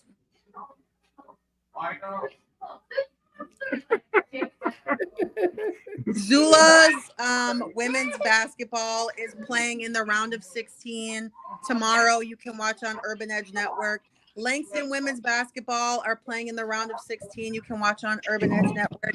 Langston men are playing in the round of 16 on Urban Edge Network. North Carolina A&T, they tip off in the WBIT tomorrow on ESPN Plus.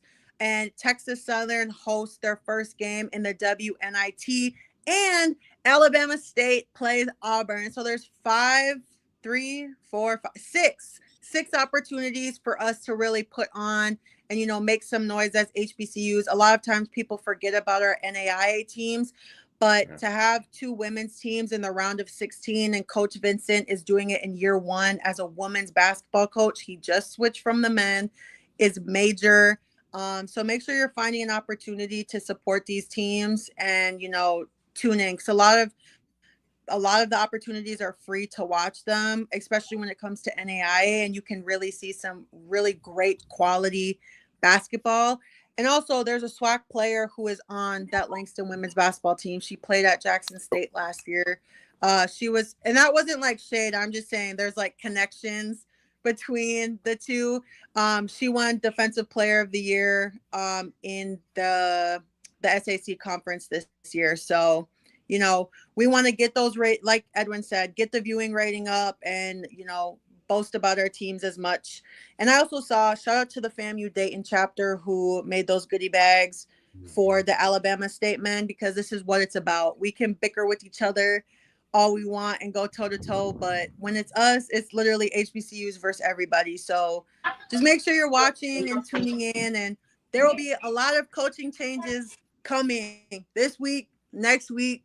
So be ready for the entertainment. A quick question for you. And I think I saw Yes. something about Coach Jones from Norfolk State. What do you think about Norfolk getting a 16 seed on the men's side? Oh, I thought that was straight disrespect because, and I'm going to come with facts because that's what I come with.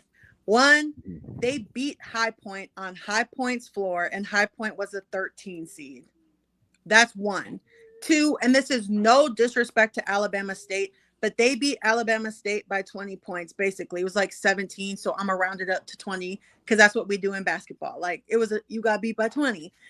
Then when you look at their out-of-conference schedule, they were very competitive amongst mid-major teams.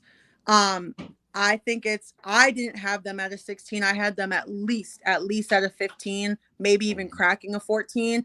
But that's just, that's unfortunately their reality. I think it was crazy that they gave them, again, I don't understand how High Point can get a 13 seed when a 16 seed beat them. In my mind, I'm like, damn, that moves them up, excuse my language, at least one.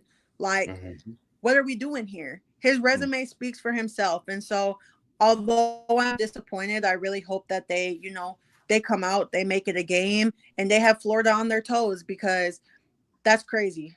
Yeah, and I was questioning. I saw Coach Jones tweet something about that too. He kind of hinted at, but I was also thinking, I mean, I used to be super big into basketball. I've kind of moved away a little bit, but a lot of teams get in because of history and or legacy. And if you look at Norfolk State, I mean, they beat Missouri 12 years ago. And then they have a history, and they've been in the tournament the last couple of years, and they've done very well in the mid-major. So why not get them the benefit of the doubt above and beyond the 16 seed? So it's not like it was their first year going into the tournament and they're getting a 16 seed. It seems, I mean, they have some recent history in terms of being competitive and a history of being one of the upsets that come out of the HBCU diaspora. And unfortunately, that's just the reality of that seating room. And that's why I made that tweet. It should be a requirement for not just, and then someone said they came to the MEAC tournament. I don't care if they come to the MEAC tournament. What are they watching during the regular season? Why does that entire room look almost the same? Like, and I know there's regulations and there's stipulations. There's like, you have to be in your position for 5 years in like a certain height, like whatever. But it's just a constant disrespect to HBCUs and I'm like, and I'm not even saying this to like, try and pump them up or anything, but like they really did not deserve a 16 seed based off of resume alone. Yeah. Resume. Yes. If that's how they're making decisions, I'm confused how you're making your decisions. And that's why when people are like, oh, it's neck, it's this. I'm like, no, it's because we're Black. It's because we're an HBCU. Like, let's call it a spade what it really is. Like that, they don't go off of that when it comes to they don't go off a net when it comes to HBCUs. And that's why I'm glad Norfolk State women went in there and beat those SEC teams, because if they didn't, they would have lowballed them even more. Like it's just this undoubtedly consistency to have to prove yourself when like Coach Jones has proved himself time and time again with the rosters that he's had. So it's like we just have to keep our foot on their necks all the time, like constantly calling them out. And even like, I'll say it, the mid-major top 25 was playing with Norfolk State a lot this year. Like they kept taking them out and taking them out. Mind you, he only lost 3 games in conference play. And one was to a team they got coach hands with, who was a very good team this year. So, that's really what it comes down to. Because they can't be going off a resume. They just can't. Otherwise, they wouldn't have given them a 16 seed. Because when you look at other mid-majors who had worse records than Norfolk State, who got a higher seed, it blows my mind. And High Point alone, that win alone, who they were a top 10 team in the mid-major the entire season, getting that win alone should have boosted them up. There's not that much disparity like for them to be a 16 seed when they're 13. So, I know Coach Jones said his little tweet. He's not afraid to say things on Twitter at all. But I hope they go in there with the right mentality and just play Norfolk State's type of basketball and, make it a game, because why not? Thank you. And sorry if I went on a tangent, but like the constant disrespect is crazy. Yeah. Hey, no, great points, Liv. Great points. And I will say a lot of these coaches who are on those voting for like top 25, they do not pay attention to HBCU basketball at all. So we're lucky that we have, a few people that do, but that's why we have to constantly, I'm going to just keep going back to this. If we don't promote our own, no one will. Like it will just fall to the wayside. Even when you see the type of season Norfolk State has had, how many big huge outlets have picked up their story and have actively been talking about them. I've seen very few. And considering the season they've had, everyone should be talking about. They're one of the best mid-majors in the entire country, and they have a player who is going to be drafted in the WNBA draft. Like, so I don't know. All I know is we can support our own, and we can get those viewership up and get those tweets about them out and do what we can in order to, you know, promote our coaches, our players, our teams, and make sure they feel supported through, you know, out of conference. This is the most teams I've seen play in postseason play. Even when I look at NAI, the amount of teams, both Florida Memorial's men and women made it, both Zula's men and women made it, both Langston men and women, and those are 3 teams all in predominantly white conferences. The men and women made it for both Stillman's men's and women won the regular season and got to go. Dillard went, Philander Smith went. All these teams, I'm like, 4 women made the WNIT. North Carolina A&T made, so women are really putting on per usual, like we always do. Women, North Carolina A&T made the WNIT. Like, these are games where we can really put, you know, the schools, the teams, HBCUs on the map. And so, you know, I'm very happy for every team that has success and that get this moment to, you know, show the product that we have. Well said, Liv. Drop the mic. Exactly. Mic drop. Liv. Men's teams got to catch up, though, just a little bit. They kind of lacking behind. So they are. Men got one win, though. They got a win last night, though. So they did. Shout out to Alabama State. Yeah, them and Norfolk State are our only hope right now. So well said, Liv. Hey, appreciate everything that you give to the sport, and your voice is very much needed out there. Yeah. And your time tonight, beautiful. Thank you. And thank your co-host. Appreciate the time. Thank you so much. All right, Liv. Be well. Put that one. Have a good night. Appreciate it. Bye. Oh man, good stuff. Good stuff. All right, Marcus, what do you got for us in terms of some recruiting information that we want to close the show out? Do you have did you get access to the PowerPoint? I didn't pull it up. It should be shared. Hopefully I should. Okay, hold on. It should be shared. It's just 225. Sorry, what am I saying? 2025 commits and signees Olympic sports. So just an update of what we've already, because we got a couple more, and actually a couple volleyball ones that came across. Coach Gokhan has been sneaking them under the radar. I've been trying to find it. All right.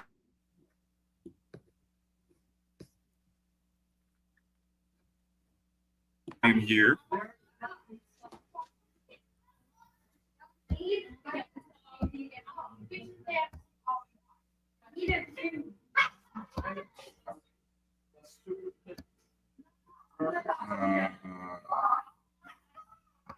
If you want to,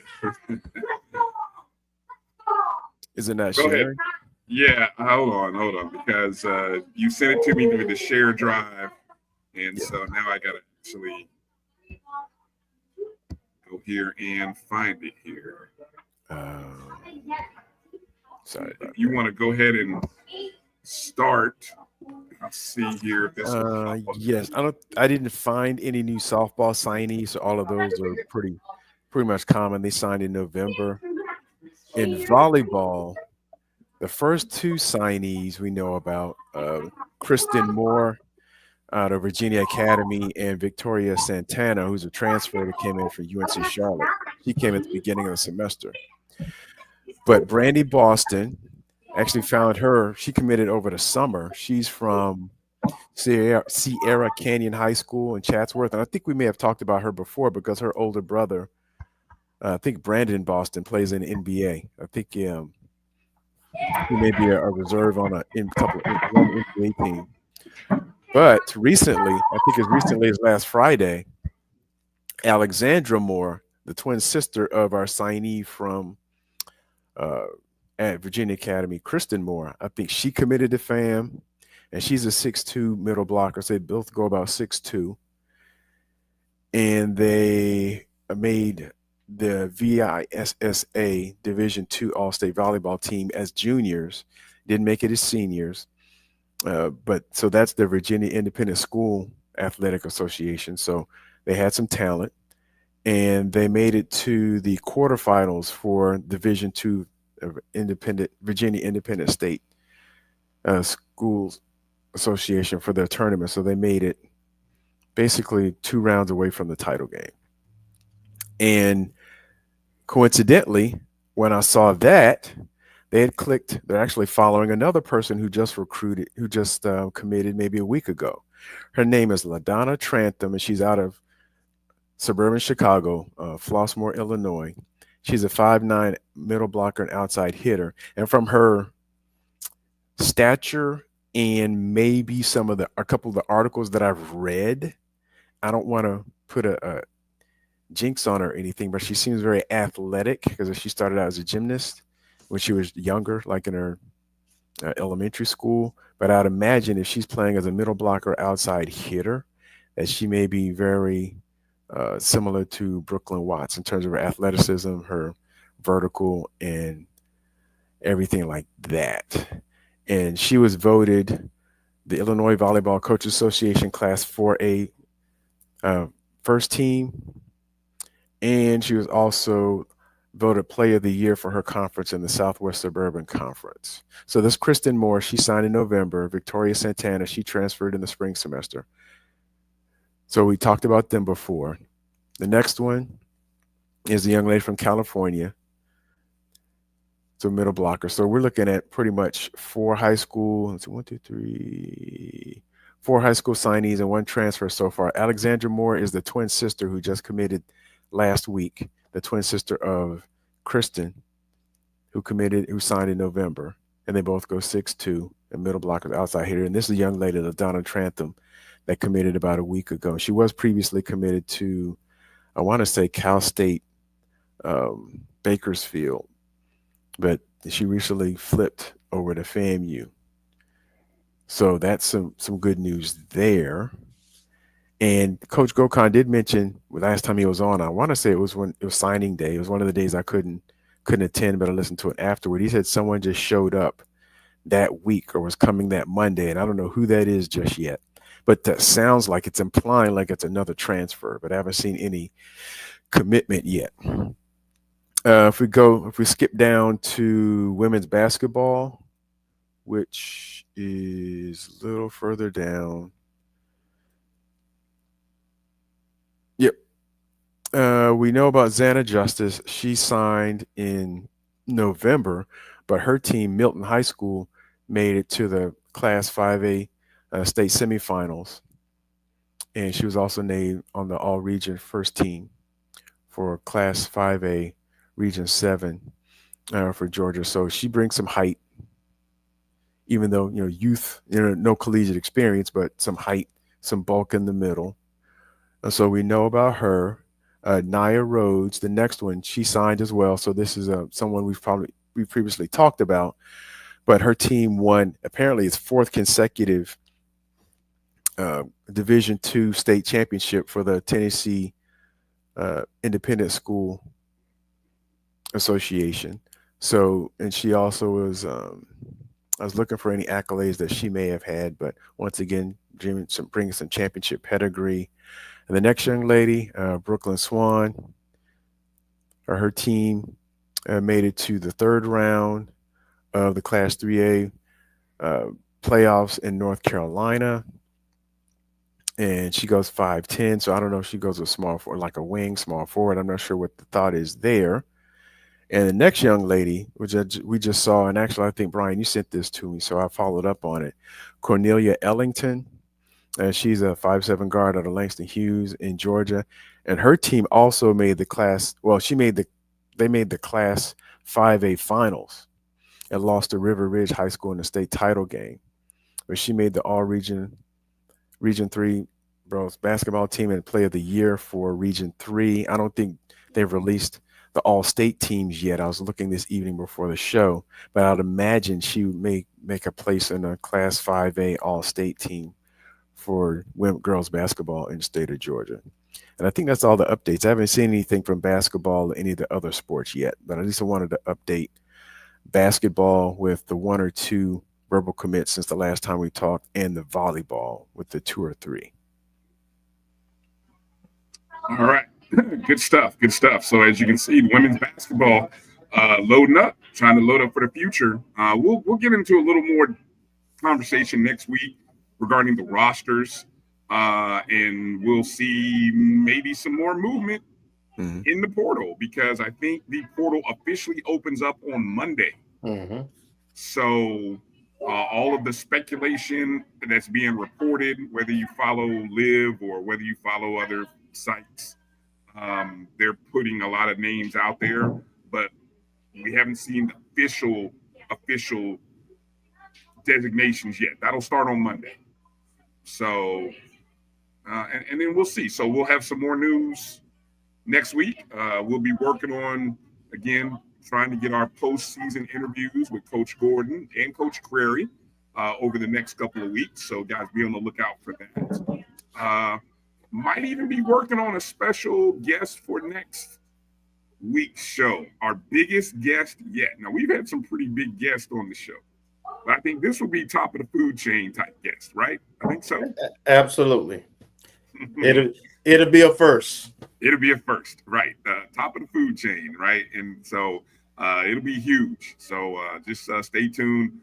Make sure we'll definitely give a proper notice on this one. But again, Kelvin, any final words here as we close out the show tonight? Well, no. Looking forward to this weekend. I think baseball, softball, both on the road in Alabama. One's at Alabama State. The baseball and softball is at Alabama A&M. Pretty important tournaments. We didn't talk about tennis, but tennis got swept, unfortunately, by Alabama State this weekend. I think they got Southern coming up, and I think track is off until next week. Golf did participate in the tournament. In Georgia, Saint whatever island, but they finished like 14 to 15 out of 20 teams, 19 teams. So it was a kind of rough outing for them. It was a non-HBCU event also. So just wanted to get those updates, and because we want to give shine and pay attention to all of our sports. So that's all I wanted to share. And I think related to golf, we did have a SWAC golfer of the week. Yes. I was trying to pull it up here while you were talking. I think it was Sachin. I want to make sure.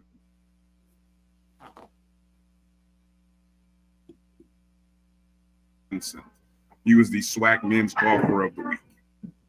So shout out to Sasha. I will close the show by just saying the madness of March begins officially at noon Eastern tomorrow. If you have not seen the tweets that I've been posting, or if you haven't been looking at our Facebook pages, and you're looking for a bracket challenge to get into, if you're looking for a survivor contest, I got you covered. So go follow me check me out on X. I'll be posting that info again tonight. Or go check out the BCSN Sports Rap Facebook page. Go check out the Black College Sports Network Facebook page. But I got a survivor contest and a bracket challenge contest all ready to roll. So I'd love for as many of you are listening and watching to come join us, join the family on our bracket contest, and let's have a little fun. $10 entry fee on the survivor contest, winner take all. And a $5 entry on the bracket contest. First, second, and third place winners. Cash money coming right to your pocket. I never had to touch $1 of it. So it's like clean. It's like genius. But I want you guys to come join us, man. Help. We're trying to find ways to continue to engage with you guys, because you guys mean a lot to us, and you guys are always a part of what we do and why we do it. So these little contests, let's have some fun. I know you guys are some of you, majority of you, have been doing brackets in your office or your different groups and family, friends. But great opportunity. Come join our pool. Come join our contest. And let's have a little fun as we watch March Madness. I'm going to echo again what Liv said. Make sure you support tomorrow, big day of HBCU basketball, NAIA, of course, the NCAAs going on, men, women. We're rooting for Southern tonight. Hopefully Southern women continue dominating in the fashion that they are tonight. So we wish them well. And and of course, thank Coach Colzie for coming on earlier for giving us the spring update. Make sure you're looking out for the news regarding some of those hires. Should be coming out this week in the next day or two from FAMU Athletics or AD Suggs. And with the sports information director also started today. So Dennis Driscoll. I'm surprised. So hopefully he's coming over from Alabama State. Matter of fact, that's why. That's why I'm surprised. Is I figured he might have prolonged his stay until their tournament run ends, but I guess not. He pushed it back one day. He was supposed to be here Tuesday, and pushed it back to the day. So hopefully in short order we'll start getting some updates and content on our site. Shout out, and that info came out short. Shout out to Keith and Things Up podcast. His interview with AD Suggs. If you guys caught that from last week, that information came out as AD Suggs had mentioned the fact that Dennis was joining the department from Alabama State, and so that's where that came from. So shout out to Keith, shout out to AD Suggs, and welcome to the family, Dennis. And I'm sure we will get a chance to talk to him once he gets settled and kind of gets into office and figures out what's what. And so we look forward to, as I tweeted out, we hope some of that championship magic that he ended his tenure at Alabama State, he brings some of that down to Tallahassee. So we'll welcome him on. And again, Gato, if you're looking for the pool, it's on. I will tweet it out again, but if you go to our Facebook page, Facebook BCSN Sports Wrap, or go check out the Black College Sports Network Facebook page. I've got 2 different pools. I'll retweet them again from our O&G account on our Facebook page, on our X, and everywhere. So hopefully you guys find time to come join us tonight. All right, that's going to do it. Well, we appreciate you guys hanging in there with us through all of the challenges of today, but hopefully we gave you a good show and a lot to talk about and gave you some information to take out there to the masses. Please make sure to share our show with the family wherever they are, on X, on Instagram, on Facebook. Just let people know about our show if you can. All of you who watch, if you share it with just one rattler, it'll help continue to grow. Make sure you're following us at O&G StrikeZone. And hey, go check out the BCSN Pod Zone. All the podcast versions of our show available on Spotify.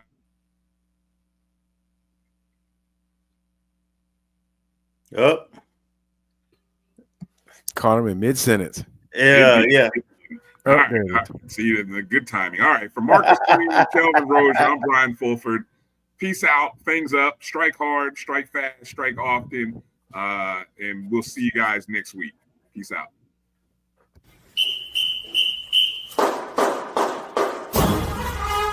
Oh,